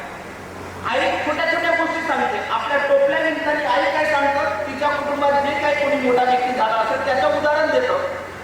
ताटव्या निमित्तांना तेच ती सांगतं की बापू बघ, हे माझं जीवन आहे, माझं जगण्याचं आहे, माझं आयुष्य संपलेलं आहे, पण तू काय करशील, तू यांच्यासारखा हो. जे तिच्या घरी बाईकने येतात, जे तिच्या घरी कारने येतात, ते कुठल्या जाती धर्माचे आहात त्याच्यातला भाग नाही. मग असे आदरणीय सुमरान सरांची मी विचार व्यक्त करताना सहज चर्चेदरम्यान आम्ही बोललो की नाही, तुम्ही आणि मी एकच आहोत, आम्हाला जातीच्या समस्या नाहीतच. कारण की कधी कधी मला असं वाटतं, मग असे बोलताना तुम्ही बोललं की इथं वेगवेगळे व्हरायटीचे लोक बोलावण्यात आलेले आहेत. डॉक्टर युवराज मेश्राम कोण आहेत, एससी जरी असले, हे संविधानानुसार एससी मध्ये 59 जाती येतात. त्याच्यातल्या फक्त एक जातीने, ज्याला आपण महार खुल्या मनाने बोललो पाहिजे, हा माझा कुटुंब आहे. त्यामध्ये मग महार कुटुंबातील लोकांनी जास्त का आपला विचार केला, आपली प्रगती का बरं साधली. एज्युकेशनल असेल, इव्हन IAS कॅडर असेल, IPS कॅडर असेल, मोठे अधिकारी असतील, नवे राजकारणामध्ये असतील, मोठे मोठे त्यांचे कामकाज लांबवासारखे आपल्या समाजाला दिशा देणारे नामांतरासारखे काही लढे असतील, नवे ओबीसीना स्कॉलरशिप मिळावा यासाठी सर्वात जास्त जर का संघर्ष केला असेल तर इथल्या बुद्धिस्ट लोकांनी केला. हा प्रत्येक म्हणजे एखाद्या आदिवासीवर जर अन्याय झाला सर, एखाद्या ओबीसीवर अन्याय झाला, एखाद्या माझ्या मुरड समाजातील बांधवावर अन्याय झाला, कुठल्याही भारतातील स्त्रीवर अन्याय झाला, तर सर्वात प्रथम मोर्चे काढणारा, रोडवर येणारा हा एसटी समाज आहे. एसटी मधला कुठलीच समाज आहे ती कोणीच नाही याची. आणि अलीकडे मरताना जर कोणी मेला तर हा माझ्या जवळचा आहे का म्हणतो तरच त्याच्या स्मशानभूमीपर्यंत जातो. अशी आपली एकदम काय म्हणतात खाऊ मानसिकता बनलेली आहे आपल्यासारख्या तरुणांची. त्यातल्या त्यात मग पुढे बोले का तुम्ही 5 ते 10 मिनिटांमध्ये. आणि असं असताना हा समग्र हा माणूसच का एका विशिष्ट तबक्यातलीच लोक इकडे आता जसे आमचे इंजिनियर विजय मिश्रा म्हणले ते सुपरिटेंडेंट इंजिनियर पर्यंत पोहोचलेले, एक्झिक्युटिव्ह इंजिनियर आहे. एकच विशिष्ट समाज का. आणि अलीकडे साधा आमच्यामध्ये आपल्या समाजामधला, माझ्या मुरड समाजामधला कोणी एमएस मला दिसत नाही, एखादा मला IIT दिसत नाही, लंडन स्कूलमध्ये जाणारा कोणी, एखादा अदर युनिव्हर्सिटीमध्ये जाणारा माझा बांधव दिसत नाही. हे विद्यार्थी का नाही दिसत. ह्या व्यवस्थेला कोण जबाबदार आहे. या व्यवस्थेला समग्र देतात, भाष्यकार देतो, पण त्याची जाणीव आपल्याला आहे का. किती टक्के लोकांनी किंवा विद्यार्थ्यांनी ज्यांना मराठी वाचता येतं त्या मराठी वाचणाऱ्या विद्यार्थ्यांनी भारतीय संविधान वाचलेलं आहे. किती टक्के लोकांनी वाचन सुरू केलेलं आहे किंवा निदान वाचनानंतर जे मंथनाची एक क्रिया होते, तर्क लागतो, विज्ञाननिष्ठ कोणी मानतं म्हणून मी एक्सेप्ट नाही करणार ना. माझ्याकडे जे संघर्ष येतात, माझ्याकडे जे समस्या येतात, माझ्या कुटुंबामध्ये जे समस्या येतात, सर्वांकडे तरुण मुलं आहेत, म्हणजे सर्वांकडे त्यांचे पती तरुण आहेत, तरी पण एखादा पती कमी जर उत्पन्न जरी असेल तरी सन्मानानं त्याच्याकडे लोक बघतात. पण एखादा नोकरीवाला असेल प्रमोदी, परंतु तो जर व्यसनी असेल, दारुडा असेल, तर लोक त्याला टाळतात. मग त्याला दारूचं व्यसन कुठून लागलं, मग दारू तो का पितो, बाहेर का बघतो राहतो, किंवा त्याला माणूस म्हणून सन्मानानं जगण्याचा अधिकार असताना तो बेवड्या जाता का जगतो, याचा विचार मंथन करण्याची आज तुम्हालाच नाही, फक्त मुरड समाजालाच नाही, तुम्हाला आश्चर्य वाटेल एससीच्या सर्वच जातींना याची गरज आहे. 59 जातींना याची गरज आहे. आणि याची सर्वात जबाबदारी सरांनी बोलताना म्हणालो की इथं पुरुषांपेक्षा माझ्या महिलांची, माझ्या भगिनींची, माझ्या आई लोकांची, माता लोकांची संख्या जास्त आहे. मी सरांना बोलालो की एक सर्वात मोठ्या गडचिरोली जिल्ह्याने विदर्भातील सर्वात मोठ्या एका नामांकित शिक्षण संस्थेमध्ये मी इंग्रजी विषय शिकवतो. 5 जे बेंच असतात, 5 लाईन असतात, त्याच्यापैकी 4 लाईन ह्या मुलींच्या असतात आणि जर म्हटलं या 5ही लाईन नाही तेव्हा मी निश्चित सांगतो तुमचा मुलगा हा दारू पिणार नाही, तुमचा मुलगा बेवडा होणार नाही, नव्हे तुमच्या मुलाला जगण्याचे कुठल्याही प्रकारचे अडथळे निर्माण होणार नाही. एवढंच नव्हे, आदिवासींच्या समाजामध्ये एक सुंदर काम करणारा आमच्याकडे एक प्रशासकीय आपल्याच काउंटरवर एका महाविद्यालयाच्या काउंटरवर राहून समाजातील जोपासण्याचा प्रयत्न करत असेल असे तरुण अलीकडे कमी नाही. त्यांना दिशा देण्याची गरज आहे. तुम्हाला तुम्ही आमच्या मार्गदर्शकाच्या भूमिकेमध्ये आहात. आणि दुसरी गोष्ट आहे, ह्या गोष्टी आम्हाला केव्हा मिळतील जेव्हा आम्हाला कुठतरी बुस्टर मिळेल तरच घ्या पुरेसर. बरोबर आहे. असं नाही की आमच्या समाजामध्ये फक्त व्यसनाधीनता एक प्रकार आहे, शिक्षणाचा अभाव आहे. आठवड्यातून 4 ते 5 दिवस सायंकाळी मी माझ्या खेड्याशी राहतो. माझे व्याख्यान पूर्ण होत असतात. जगण्याचे भयानक प्रश्न निर्माण झालेले आहेत. म्हणून जोपर्यंत तुम्ही विचार करून सर्व 59 जातींना एकत्र आणून धर्म बाजूला टाकून, धर्म एक तुम्हाला मला चांगलं जगण्याचं साधन आहे, एक मानसशास्त्रीय संकल्पना आहे. धर्मासाठी मी नाही, माझ्या जगण्यासाठी धर्म आहे. आणि मला प्रतिष्ठित जगण्याकरता माझा धर्म जर आड येत असेल तर त्या धर्माचा मी त्याग केलं पाहिजे. आणि भारतीय संविधान मी वाचवलं पाहिजे की ज्या भारतीय संविधानाच्या माध्यमातून माझा हा संबंध व्यक्ती समाज पुढे शैक्षणिक, सांस्कृतिक, आर्थिक प्रगती करू शकतो. हे कसं शक्य होईल? हे तेव्हा शक्य होईल माझ्या मातांनो, जेव्हा तुम्ही मूठभर एक मूठ म्हणजे काय म्हणतात, एक मूठ एकत्र येऊन ह्या मुद्दावाला आपल्या घरच्या तरुणांना, आपल्या घरच्या मुलाला, आपल्या घरच्या येणाऱ्या, मला त्याचं बोलण्यात सांगण्यात आलं की आमच्या समाजामध्ये सर्वात मोठं जे प्रमाण असेल, मगाशी प्रास्ताविकामध्ये जसं सांगण्यात आलं ते दारूचं प्रमाण आहे. दारूचं प्रमाण तुम्ही किती जर म्हटलं, वडिलांपासून जरी असेल, पण तुम्ही जर आपल्या मुलाला म्हटलं किंवा आपल्या हजबंडला, जो तुमच्याकडे दारू पिऊन येणारा जर पती असेल, त्यांनी जर आपली मुलं, म्हणजे एखाद्या मुलीला वाटतं, कुठल्याही मुलीला वाटत नाही की माझ्या वडिला दारुडा असावा, कुठल्याही स्त्रीला वाटत नाही प्रतिष्ठित की माझा पती हा दारुडा असावा, कुठल्याही मुलीला वाटत नाही की माझा भाऊ हा दारुडा असावा. तुम्ही सर्वच आमच्या जगण्याचे बेस आहात पुरुषांचे, पण तुम्ही मग हत्यार का नाही उचलत? तुम्ही एखादा पुढाकार का नाही घेत? तुम्ही एखादी भूमिका का नाही घेत? हा पितो आहे ना, त्याला येऊ नाही द्यायचं. तो जसा असेल डंगऱ्या, त्या डंगऱ्याला रात्रभर बाहेर ठेवा, त्याला शाळे नाही, त्याला काय म्हणतात कंबळ नाही. तुम्हाला एखादी ठोस भूमिका घ्यावा लागेल, तरच कदाचित तुम्हाला माझ्या समाजाचं व्यसनाधीनता जो प्रकार आहे तो नष्ट करता येईल. नव्हे त्याला अल्कोहोलिक जे मिडियम आहे त्यांच्याकडे मला पाठवता येईल. तुम्हाला आश्चर्य वाटेल, ज्या कुटुंबात मी 5-5 वर्ष राहिलो त्यांच्या लहान लहान मुली आहेत. लोकांना नोकऱ्या मिळत नाही, इरापुरीची लोकांना नोकऱ्या मिळत नाही. आणि लोकांना नोकऱ्या मिळाल्यानंतर आमच्या समाजातले जे तरुण आहेत त्यांना नोकऱ्या टिकवता येत नाही. त्याला कारण असं की ते बॉम्ब पितात. आणि त्यामुळे अगदी अकाली माझ्या समोर आहेत, त्यांचे कुटुंब सांगायला पाहिजे, त्या डोळ्यातून आले असं असून निघत आहेत. अगदी 40-44 वर्षे माणसाच्या मरण्याचा प्रश्न नाही किंवा निघून जाण्याचा व्यक्त नाही. हे थांबतील केव्हा?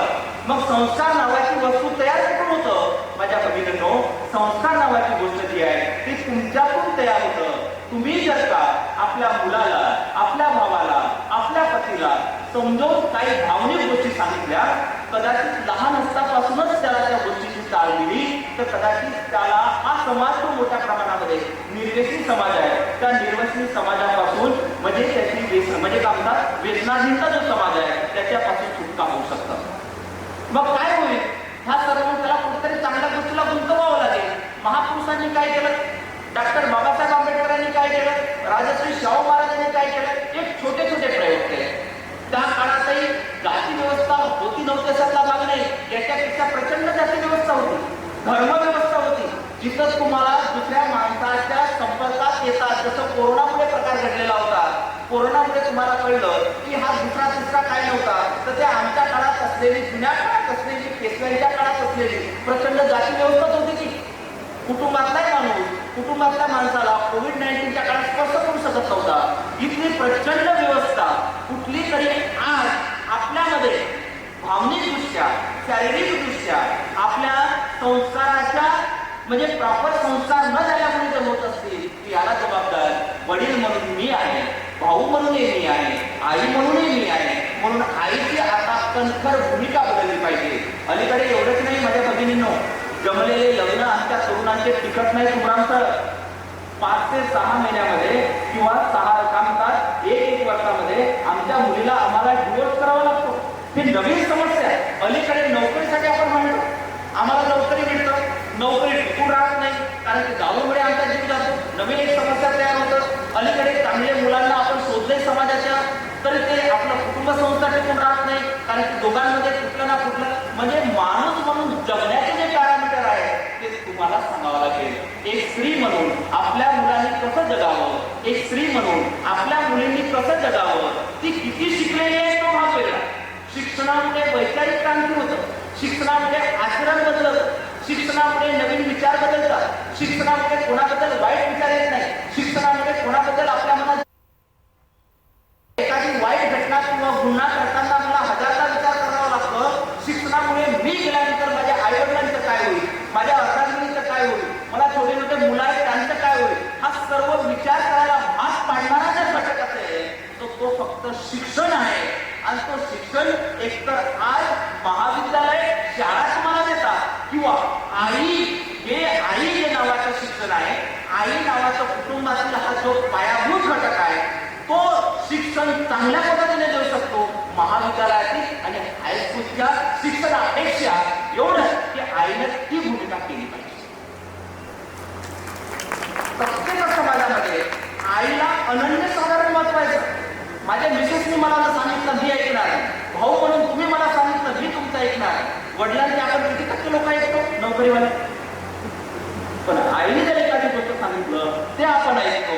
माझ्या विद्यार्थ्यांनो आणि माझ्या भगिनींना सांगतो, तुम्हाला वाटतं की माझा मुलगा प्रतिष्ठेने गुणवंतच नाही, गुणवंत असलेला प्रतिष्ठेने जगतोच असं नाही, प्रतिष्ठेने जगावं असं जर तुम्हाला वाटत असेल तर तुम्हाला आईचे संस्कार द्यावं लागतील. एवढं बोलतो आणि वेळ बराच झालेला आहे, अधिक न बोलता मी तुम्हाला सरतेशेवटी एवढंच म्हणेन की इथं बसलेल्या प्रत्येकाने आपल्या मुलाला नवे भारतीय संविधान एकदा तरी त्यांनी वाचावं. नवे प्रत्येकाच्या घरी भारतीय संविधानाचं ज्याचे माझं अस्तित्व टिकून राहणार आहे. अलीकडे असं म्हटलं जातं लोकशाही धोक्यात आहे, सर्वच धोक्यात आलेलं आहे, सर्वच ठिकाणचं प्रायव्हेटायझेशन झालं आहे. भारतीय आपण म्हणेल की नाही तुम्ही शिकलं पाहिजे, जी तत्कालीन परिस्थिती असेल त्या परिस्थितीशी संघर्ष करून तुम्ही शिकलं पाहिजे. शिकल्यानंतर नवीन समस्या तयार होतं, तिचं नाव आहे बेरोजगारी, अनएम्प्लॉयमेंट. आणि जर अनएम्प्लॉयमेंट झालं आणि विशिष्ट वयामध्ये जर का त्या तरुणाला त्याची फॅमिली तयार करताना आली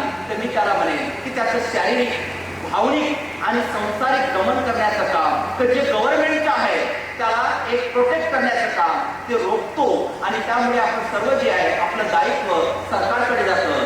जरी सरकारकडे जर जात असलं तरी पण ते मी माझ्याकडे दायित्व ठेवेन. म्हणून मला पटणारे, मला माझ्या समाजाला पुढे नेणारे जर मला लोकप्रतिनिधी मिळाले तर लोकप्रतिनिधीच्या माध्यमातून मी माझी लोकशाही, माझे संविधानिक हक्क आणि अधिकार, नवे न्याय व्यवस्था अलीकडे जे विचार केले जातं. तुमची माझी गोष्ट असली तर मला लगेच गरुड उचलून दिलं जातं आणि ते जर का मोठी माणसं असली तर त्यांना साधा हात सुद्धा लावला जात नाही आणि तुम्ही सहजगतीने म्हणता की हे सर्व विकाऊ स्तंभ झालेले आहे. तुमचा प्रचार मीडिया सुद्धा जो आहे त्याला लोकशाहीचे 4 स्तंभ बनायचे आहेत ते खिळखिळी झालेले आहे. त्यामुळे तुमचं आणि माझं काम बनतं की तुम्ही एकत्र यावं, शिका. डॉक्टर बाबासाहेब आंबेडकर म्हणायचे संघटित व्हा आणि नंतर संघर्ष करा. तुम्ही इथं जे बहुसंख्येने उपस्थित आहात ती क्रांती फक्त एकट्याची नाहीये, तुमच्यासोबत अजून 59 जातींचे संपूर्ण समाज आहे. आणि हा समाज जर एकत्र झाला तर तुम्हाला अपेक्षित असलेला इथं गुणवंत विद्यार्थ्यांच्या भविष्यासाठी असलेला, इथं तळागाळातील लोकांसाठी असलेला, शेतकरी मजुरांसाठी असलेला, आपल्या समाजातील बरेचसे लोक रिक्षा चालत आहेत लक्षात ठेवा, पण त्यांची पण मुलं प्रशासकीय अधिकारी बनलेले आहेत बरं का. मग तुम्ही म्हणाल की शिवाजी जन्माला यावं, डॉक्टर बाबासाहेब जन्माला यावं, पण ते माझ्या घरात नाही, दुसऱ्याच्या घरात ही प्रवृत्ती तुम्हाला माझ्या भगिनींना सोडावी लागेल. लहान मुलांपासून त्यांच्यावर संस्कार करावे लागेल. मग बघा तुमच्या मुलाला यशवंत, गुणवंत, कीर्तिवंत, दैदिमान यशवंत किंवा म्हणतात औषवंत होण्यापासून कोणी रोखू शकत नाही. वेळ बरीच झालेली आहे. पुढे पुन्हा भेटूया. तुम्ही मला सन्मान दिला, तुम्ही मला जो आदर दिला, त्यामुळे अखिल भारतीय उरट समाजाचं मी माझं कुटुंब तुम्हा सर्वांचं कृतज्ञता व्यक्त करतो. तुमच्याबद्दल धन्यवाद देतो आणि सरतेशेवटी सर्वांप्रती एक मंगल कामना करतो. भवतु सब मंगलम, रखन्तु सब देवता, सब बुद्धानुभावेन सदा स्तोत्री भवन्तु ते, धम्मानुभावेन सदा स्तोत्री भवन्तु ते, संघानुभावेन सदा स्तोत्री भवन्तु ते. नमस्कार, जय सेवा, जय संविधान. Thank you very much. Shivraj Vishram सरांनी आपल्याला समाजासाठी उद्बोधन जे केलं ते अतिशय मोलाचं होतं आणि शिका, संघटित व्हा आणि संघर्ष करा हा एकच मूलमंत्र आपल्यासाठी अतिशय आपल्या समाजाला पुढे नेण्यासाठी योग्य ठरेल. आणि आपल्याला जगण्यासाठी जशी अन्नाची गरज असेल तसंच मेंदूला अभ्यासाची गरज असेल. त्यांनी आपल्या मार्गदर्शन आपल्या समाजाला फक्त सांगितलेलं आहे. धन्यवाद सर, खूप खूप धन्यवाद. यानंतर आजच्या कार्यक्रमाचे प्रमुख वक्ते माननीय प्राध्यापक डॉक्टर विनायक कुमराम सर.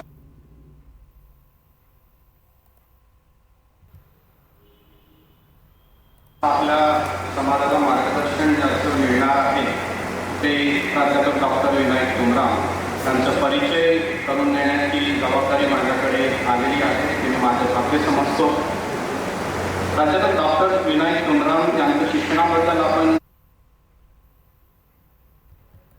यांच्या हस्ते त्यांना मिळालेला आहे. नवनीत पब्लिकेशनचा आदर्श शिक्षक पुरस्कार सुद्धा त्यांना मिळालेला आहे. एवढंच नव्हे तर महाराष्ट्र साहित्य परिषद पुणेतर्फे साहित्य समीक्षा पुरस्कार 2014 सुद्धा त्यांना मिळालेला. 2018 हा सुद्धा त्यांच्या आदिवासी व उनका निसर्ग धर्म या ग्रंथासाठी त्यांना 2018 मध्ये मिळालेला आहे.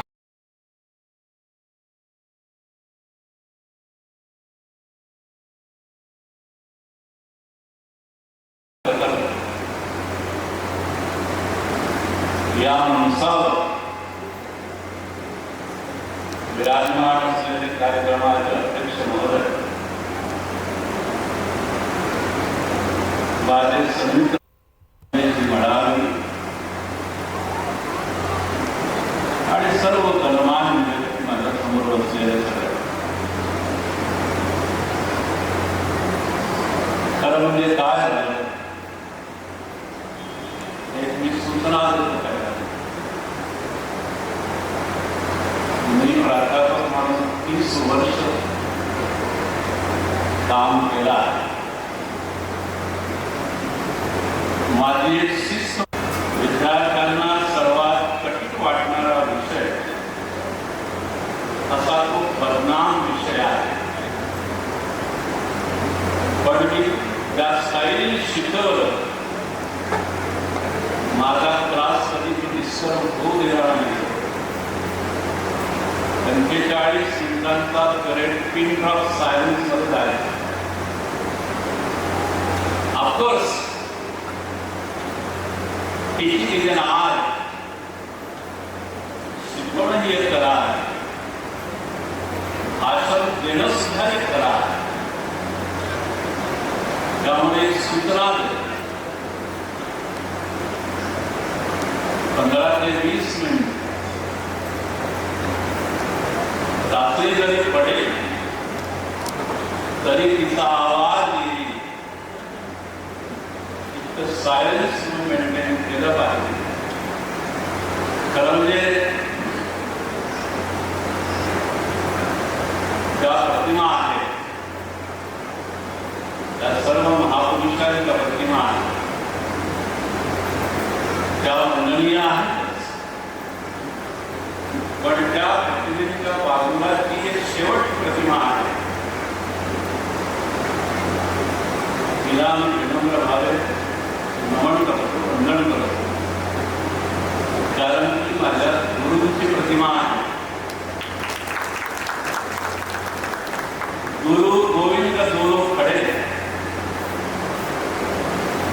गोविंद दोनों खड़े काके लागू पार गुरु बलिहारी जाऊ गोविंद दियो मिळाय असं संत कबीराने म्हटलं आहे की गुरु आणि परमेश्वर स्वतः हे दोन्ही जर तुझ्यापुढे उभे राहिले तर सर्वप्रथम पाया पडण्याच्या परिस्थिती बाबा कबीराने म्हटलं आहे. त्याचं उत्तर कबीराने असं दिलं आहे की ज्या गुरुने मला ब्रह्म दाखवलं, ज्या गुरुने मला परमेश्वराची ओळख करून दिली, सर्वात माझ्या अस्तित्वाची आणि माझ्या स्वरूपाची ओळख करून दिली, त्या गुरुच्या चरणावरून गयांना नतमस्तक होईल देव बाजूला राहिला. म्हणजे देवापेक्षाही गुरु हा सर्वश्रेष्ठ असतो. आणि या माझ्या गुरु हरिदास महाराज, नारायण महाराज जे काही ज्ञान संपादन केलं, जे काही संस्कार मला मिळाले आणि माझी भरकटलेली दिशा ही सुधारली, हे माझे गुरु आहे. मी त्यांचा पहिला शिष्य आहे, लक्षात ठेवा. बहुतेकांना माहीत, पण नागाबाई महाराजांचा पहिला शिष्य जर असेल तर मी आहे. त्या दृष्टीने त्यांचं महत्व तुम्हाला वाटते की नाही मला माहीत नाही. आज त्यांची प्रतिमा तुम्ही इथे लावली, फार मोठं काम तुम्ही केलं, याबद्दल तुम्हाला धन्यवाद. याचं कारण असं त्यांनी माझी तारीख केली. या कार्यक्रमाला पूर्वी काही लोक येऊन गेले, भाषण येऊन गेले, पण प्रदीप हा माझ्या मित्राचा मुलगा आहे, निरापुरेचा मुलगा आहे. त्याने तारीख घेतल्याबरोबर मी त्याला हो म्हटलं आणि आज मी आपल्या सर्वांच्या पुढे उपस्थित आहे. मी आयोजकांना हा पहिला प्रश्न विचारतो की मी किती वेळ बोलला पाहिजे. कारण प्राध्यापक माणूस एकदा वर्गात उचलायचा की 45 मिनिटाची तासिका घेतल्याशिवाय तो वर्गाच्या बाहेर निघत नाही. एक पिरियड घेण्याची क्षमता अंतर्गत असते, कारण मी सतत होत विश्रांतकडे जवळपास 30 ते 40 मिनिटं होऊ नये. प्रदीप भावनावश झाला, चांगला होऊ लागतो, त्याची कटकण मला जाणवली. या ठिकाणी त्यांनी इतका सुंदर कार्यक्रम घेतला, मला खूप आनंद झाला. आणि नारी शक्तीचा सन्मान या मेळाव्यात झाला, याचं हे उदाहरण माझ्या समोर आहे. पुरुषांपेक्षा महिलांची गर्दी मला आकर्षित करून राहिली. इथून तुमचा उत्कर्षाचा प्रारंभ बिंदू सुरू होतो. ज्या समाजातील स्त्री, ज्या समाजातील नारी शक्ती जागरूकपणे संघटित असते, त्या समाजाचं भविष्य फार उज्ज्वल असते. आणि आता तुमच्या उत्कर्षाची सुरुवात झाली असं मला स्वतःला वाटतं. तुझे अनेक मुद्दे आहेत. माझं जीवन विठ्ठल हिरापुरेला माहीत आहे. त्याचं जीवन मला माहीत. प्रदीपचा जन्म नव्हता, इथल्या कोणाचा तरी जन्म होता की नाही हे मला माहिती नाही. पण विठ्ठल आणि मी आम्ही दोघे बालमित्र आहोत. कृष्ण सुद्धा नाही म्हणणार, पण आम्ही बालमित्र होतो. बोलण्याने माणूस मोठा नाही होत, कर्म करावे लागतात, कर्मयोग. आमच्या जीवनाची सुरुवात कशी झाली ते जरा मी तुम्हाला सांगतो. पहिल्यांदा तुम्हाला कल्पनाही नसेल की आम्ही हाफ पॅन्ट ते घालायचे, ठिकाणी ते हाफ पॅन्ट आहे. मागच्या बाजू विठ्ठलची मातोश्री काहीतरी वडील संपूर्ण घराणी माझे आजोबा त्याला भीक मागे म्हणतो अशा पद्धतीचे होते. कुटुंबियांच्या घरी जाऊन हिंदी सांगणं आणि खाण वगैरे सगळं जमा करून आणणं. माझे वडील शिक्षक होते, पण या आमचं दोघांचं दारिद्र्य इतकं भयानक, पुस्तकालाही पैसे लागतात. मग आम्ही काय करायचे, मोठी टोपली घ्यायची, आम्ही मोघ विचारा रानमाळ ठेवायचे, दोघे उठून यायचे, शेण गोळा करायचे आम्ही, शेण त्याचे डिगारे बनवायचे. पावसाळा आला की विकायचे 15 ते 20 रुपये मिळायचे, मोठ्या मुश्किल. आणि त्यातून आम्ही बघायला पुस्तकांची गरज घालवायची. असं आमचं दोघांचं जीवन त्या काळामध्ये होतं.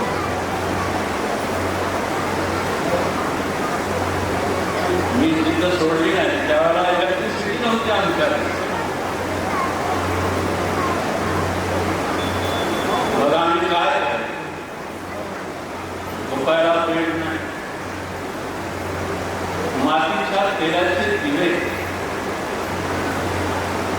ते लावायचे, वृक्षासमोर ठेवायचे आणि रात्र त्या दिव्याचा प्रकाश किंवा कंदिलाच्या उजेडामध्ये आम्ही अभ्यास करायचो. 1-1 किलोमीटर अंतरावर शाळा होती. त्या शाळेमध्ये आम्ही पायी जायचे आणि पायी यायचे. 4 भाऊ, आम्ही 4 भाऊ.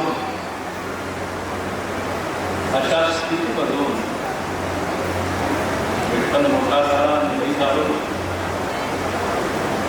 शिक्षण केवळ बोलण्याने नाही, करावं लागतं, बुजावं लागतं. आणि हे लक्षात ठेव की शिक्षणाचा अर्थ पदव्या घेणे नाही. ही संकल्पना काढून मी बीएडला असताना आमच्या प्राध्यापकांनी व्याख्या सांगितली की शिक्षण म्हणजे काय. एका मुद्द्याकडे लक्ष द्या, प्रबोधनाचा मुद्दा आहे. शिक्षणाची व्याख्या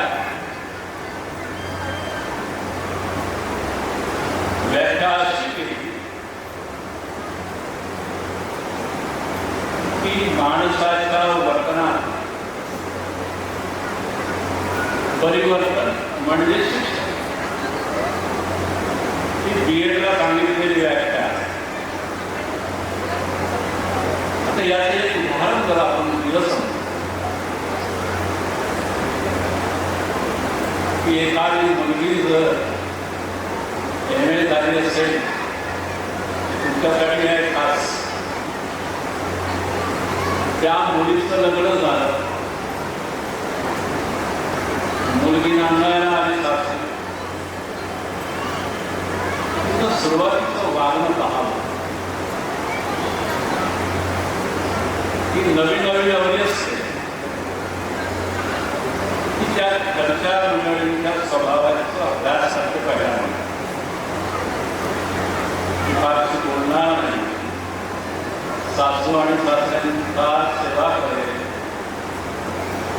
सासूची सेवा करेल, तिला चहा देईल, वेणी कमी करून देईल, तिचे कपडे धुवेल, आंघोळ करून देईल, सासऱ्याची सेवा करेल. ही नवी नवी असते, शिकलेली आहे.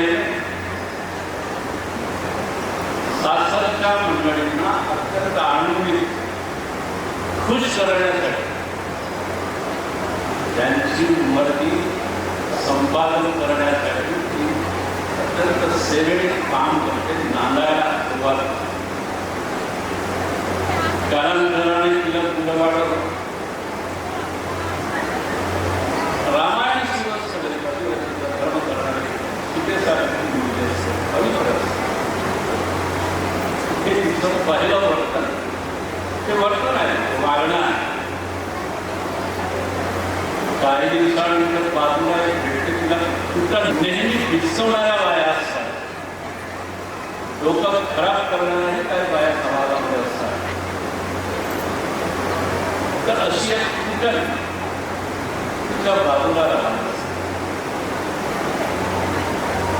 ती पाहत असते की ही पोरगी आली केव्हा सासू आणि सासऱ्याची सेवा करून राहिली. एक दिवस त्या सुनेला आपल्या घरी बोलवले आणि तिथे कान भरायला सुरुवात. काय तिला सारा दिवस त्या केंडीच्या आणि या खेळाच्या सेवेत राहते. तुला काही पोरबाळा आहे की नाही त्यांच्याकडे लक्ष दे, हे काय तुला कल्याण करतील म्हणतात.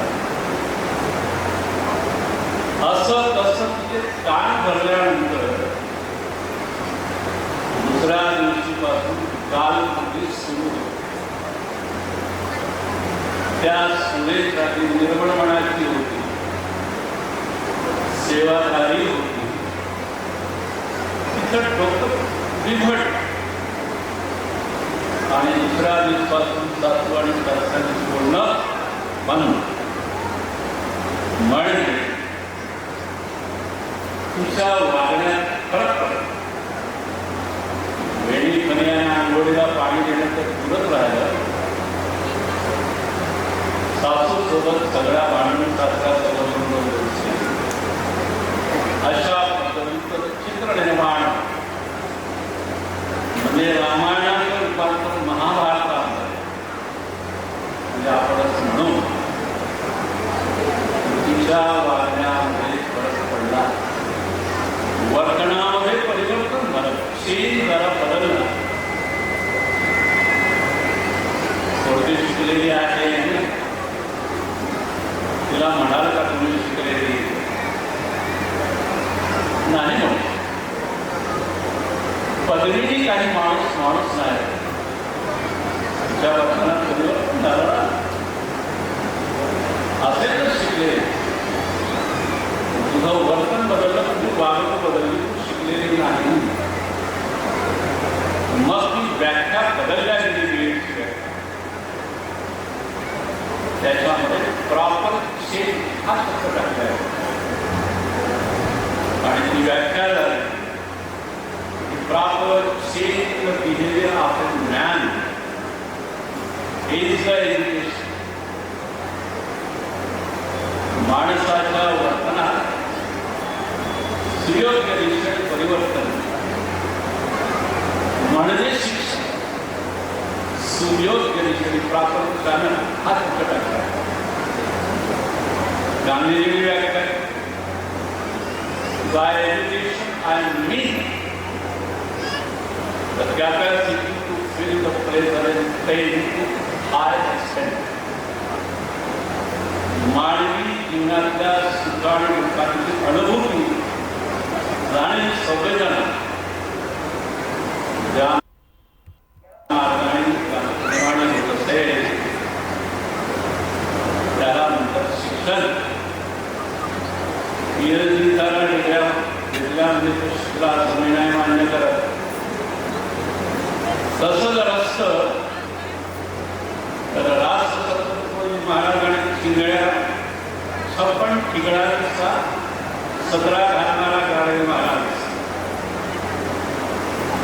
ज्ञानेश्वरीवर भाष्य करणारे ज्ञानदेव आणि अभंग गाता येणारे तुकाराम महाराज सांगता का मला हे कोणत्या विद्यापीठात गेले होते?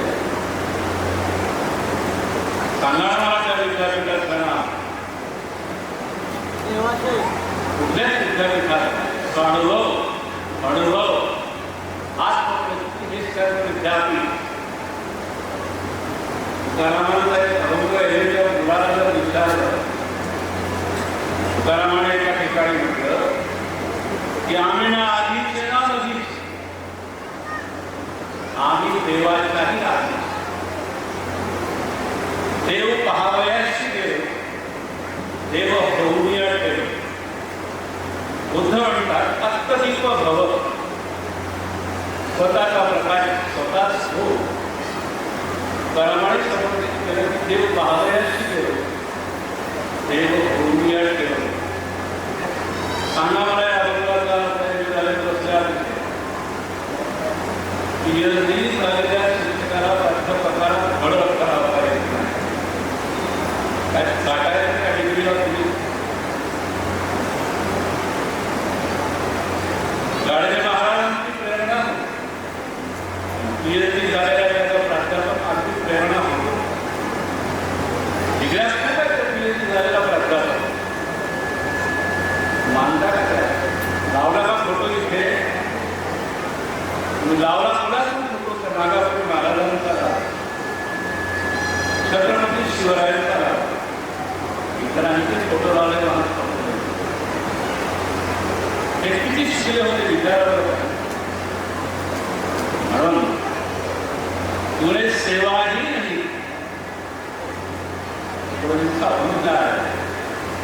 तूने सेवा ही नहीं की, सुंदर दिखता है तो क्या है?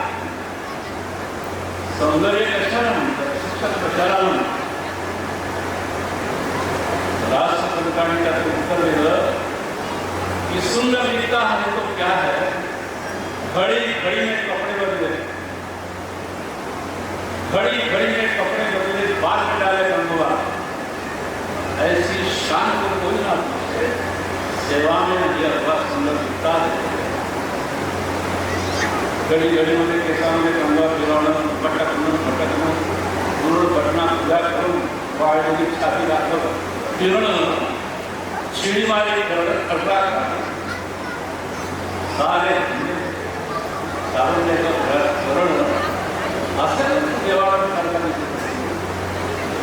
अरविंदासारखी स्टाईल असेल, अमिताभ सारखं टेक्निक असेल, श्रीदेवी सारखी सुंदर असतील, दया सारखे सम्राट असतील, काही पायऱ्या सौंदर्याला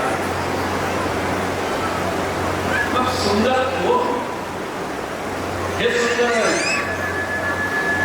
मग त्याचं उत्तर देतात राज की सुंदर ठेव सुभाष गांधी, सुंदर ठेव सुभाष गांधी, वीर जवाहर, देश के खातिर खड़ा हुए, बड़े नगारे जाके सुंदर दिखता है. सुंदर की झांसी की रानी, सुंदर की झांसी की रानी लड़ी घोड़ों के संग में दाग में लगने दिया शत्रुता की पड़ी की जब भी सुंदर दिखता है. यह है सौंदर्य. म्हणून शिक्षणाचा आणि सौंदर्याचा काही संबंध नाही. तुम्हा लोकांना गरज आहे डिग्र्यांपेक्षा सामाजिक सौभ्यतेची गरज आहे. त्या सौभ्यतेची संस्काराची गरज आहे. दादासाहेबांचं वाक्य की स्वतःसाठी सर्रास तर मेरास, दुसऱ्यासाठी सर्रास तर बरास. मी एका तिसऱ्या मुद्द्याकडे तुमच्या लक्षात करते.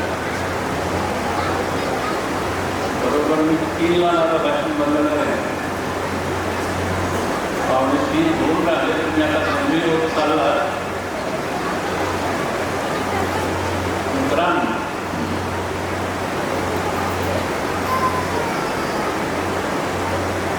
मी या पॉम्पलेटवर जो शब्द पाहिला, बोर्डवर शब्द पाहिला, मैं जो कहूँगा सच कहूँगा और इस जनता की अदालत को झूठ नहीं कहूँगा. तुम्हाला पोचलं तरी चालेल, तुम्हाला आवडलं तरी चालेल, नाही आवडलं तर त्याच्यापेक्षा चांगलं आहे. मी अनुसूचित जमाती ट्रायबल सेनेचा कास्ट व्हॅलिडिटीचा मेंबर होतो. तर आदिवासी कोण व्हॅलिडिटी सर्टिफाय केलेलं आहे. प्रमाणपत्रांचं सर्टिफिकेशन मी केलेलं आहे. तिथे सुनील बसलेला आहे उमरे. गांभीर्यानं पक्षाचा मुद्दा फार गंभीर आहे. झालं काय, महाराष्ट्राच्या शेड्यूल्ड लिस्टमध्ये राहिलेले 47 जमाती. त्या 47 जमातीमध्ये शोधरा आणि खोटी बांबूचं काम करणारे जे बेरं काढतात, टोपल्या सुपल मुलगा, तोच धंदा करणारी खोटी गावाची कमाल होती. धंदा सारखा, पण एवढं अज्ञान त्या लोकांमध्ये बदलावलेल्या काळाला इंग्रजीमध्ये कामाला तिथल्या सगळ्या खोट्या जे ट्रायबल लिस्टमध्ये होती, यांना असं वाटत होतं की आम्ही छोटे काय कुठे आहोत का, आमचे का हातपाय कुठले आहेत का, सरकार आम्ही मदत करून राहिला नाही. आम्ही खोटी नाही, आम्ही गोड आहोत, गुरड आहोत, ते आहोत, ते आहोत. या भावनेने सगळ्या लोकांनी आपल्या मुली शाळेत टाकताना आडनाव कशी त्यांची आत्राम, गेडाम, सयाम, गोयाम, कुसराम, मधारी, जुमनारी, कुराम, सगळे आदिवासी बोलणाऱ्यांची आडनाव त्यांची. नोंदी काय केली, शाळेच्या रेकॉर्डवर, सरकारी रेकॉर्डवर गुरड, कोणी सांगायचं गोड गुरड, काही सांगायचं गुरड. फार थोड्या गोष्टी म्हणून विषयवाडीला माझे वडील ज्या शाळेमध्ये मुख्याध्यापक होते, ते सगळे उलके वगैरे सगळे 6 दिवस 7 दिवस पुरायचे आदिवासी जे अधिकारी आहेत, त्यांच्या नोंदी खोटीच होती. मी स्वतः पाहिलं, माझ्याकडे याद्या आहेत, त्यांच्या नोंदी आहेत. पण बाकीच्या लोकांनी, भद्रावती परिसरातल्या लोकांनी सारे मूळ आदिवासी गोड गोड गोड गोड गोड गोड गोड गोड. अडचण ही झाली की त्यांना रिझर्वेशन मिळणं बंद झालं.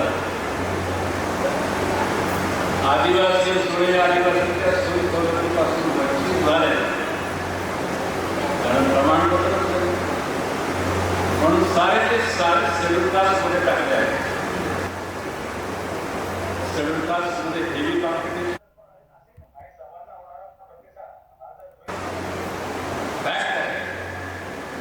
सगळ्या खोट्यांच्या नोंदी गोड झाल्याबरोबर जनगणना जेव्हा झाली, त्या जनगणनेमध्ये कोणीही खोटी सांगितलं नाही. लोकसंख्या 0वर आली. शासनाकडे जेव्हा अहवाल केला, सरकारने ठरवलं की खोटी 0 समिती ही जात ठेवायची सरकार काढलं, शेड्यूल लिस्ट बनवलं. नेमका असाच प्रकार चोदराळावरती जात आहे. पश्चिम महाराष्ट्रात घाटावर राहत, त्यांनी असेच नजरे केले. या दोन्ही जमाती काढून टाकल्या. आता फक्त 45 राहिल्या. आम्ही सर्वांनी निर्णय हा घेतला की महाराष्ट्राच्या शेड्यूल्ड लिस्टमध्ये 46चे आदिवासी जमात घेऊन द्यायची नाही. 45 राहिले. माझा तुम्हाला सर्वांना हा प्रश्न आहे, गांभीर्याने प्रश्न मांडतो तुमच्याकडे आहे. त्याची नोंद करा आणि त्याच्यावर अंमल करा. माझ्या बालपणापासून मी गुरु महाराजांच्या त्या चौकटीमध्ये तास महाराजांची आध्यात्मिक चर्चा करत असतात. गोळ्या बनवताना, टोपल्या बनवताना, पेढ्या पाण्याचे लोक त्यांना भेटायला येत. कामही सुरू आणि मला सांगणंही सुरू असा दोन्ही उद्योग महाराजांना. त्याने घडवलं मला, संस्कार केले मला. तर 5व्या वर्गापासून त्यांचं निर्वाण होण्यापासून काही मुद्द्यांवर मतभेद होते माझे महाराजांचे, प्रामाणिक मतभेद. जसं बाबासाहेबांचे माझे प्रामाणिक मतभेद आहे, पारदर्शक मतभेद आहे. महाराजांशी होते, पण तेव्हापासून मी त्यांच्या मुखातून करंडी हा सुद्धा देखायला. मुळात ही जात आहे करंडी. जेवढे काही आरमोरीमध्ये कुटुंब आहेत, दराडे, जिरापुरी, नागापुरी, होरकर जे काही आहेत, तुमच्या मूळ आरमोरीमध्ये हे सगळे करंडी म्हणायचे, स्वाभिमानाने म्हणायचे. आणि ज्या ज्या गावामध्ये महाराजांसोबत कथा कीर्तनाला पूजेला बदल जात होतो, हे सर्व तुमचे नातेवाईक करंडीत सांगावे. तुम्ही कसे गुरु महाराज सांगावं. How you have become gurus. असं काय चमत्कार झाला, असा काय अन्याय झाला तुमच्यावर.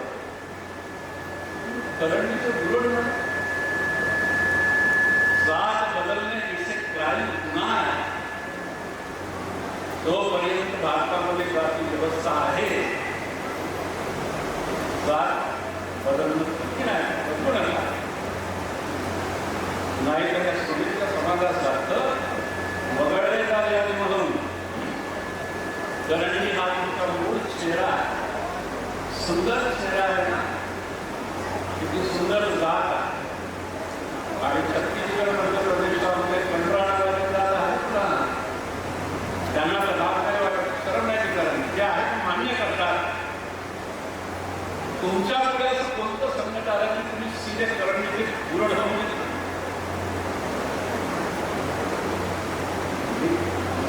पडलो आहे.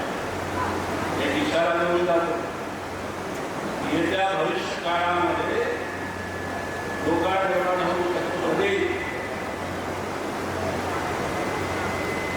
म्हणून मी पासियस सावध व्हा. आणि मी त्याला सजेशन दिलं होतं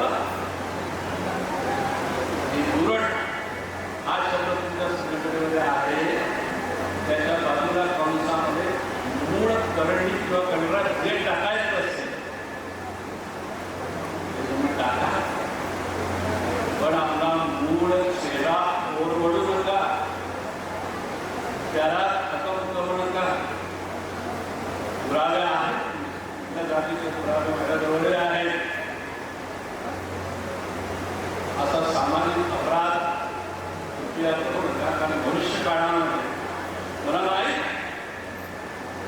आरक्षणाच्या दृष्टीने ठरवलं असेल, पण करंडी म्हणून जरी नोंदणी झाल्यास आणि महाराष्ट्र शासनाने तुम्हाला रिझर्वेशन दिलं असताना चक्क जात बदलून नवीन चेहरा झाल्यावर आरक्षण घेतलं. मला स्वतःला दुःख आहे. नारायण शिव करंडी समाजाबद्दल लढा दिला होता हे तुम्हाला माहीत असेल. इथे मी पुस्तक ठेवलं नारायण शिव चरित्र घ्या आणि त्यांच्या भाषणामध्ये करंडी कंडरा हा शब्द आहे ते पाहून घ्या. की करंटी समाजाला आदिवासी टाका ही मागणी करणाऱ्या दिवस आमदार जरा वाचता नाही इतिहास. आता शिकलेल्या तरुणांसाठी केलं पाहिजे एवढं मी सांगतो. आपली फरक नाही पडा. जरा बदलल्यावर समाज बदलने के साथ साथ खुद को भी बदलने की प्रक्रिया शुरू करो. मित्रांनो, त्यांनी अतिशय उपयुक्त मार्गदर्शन केले. मी त्यांचे सुद्धा आभार मानते. तसेच प्रमुख वक्ते म्हणून रमेशजी मडावी मी यांचे सुद्धा आभार मानते. अखिल भारतीय गुरु समाज आयोजन समितीचे अध्यक्ष माननीय डॉक्टर सुरेशजी गराडे यांनी सुद्धा गुरुदानी पंडित यातील थोडासा फरक सांगून आपल्याला उपयुक्त असे मार्गदर्शन केले. मी त्यांचे सुद्धा आभार मानते. त्याचप्रमाणे बसून जा.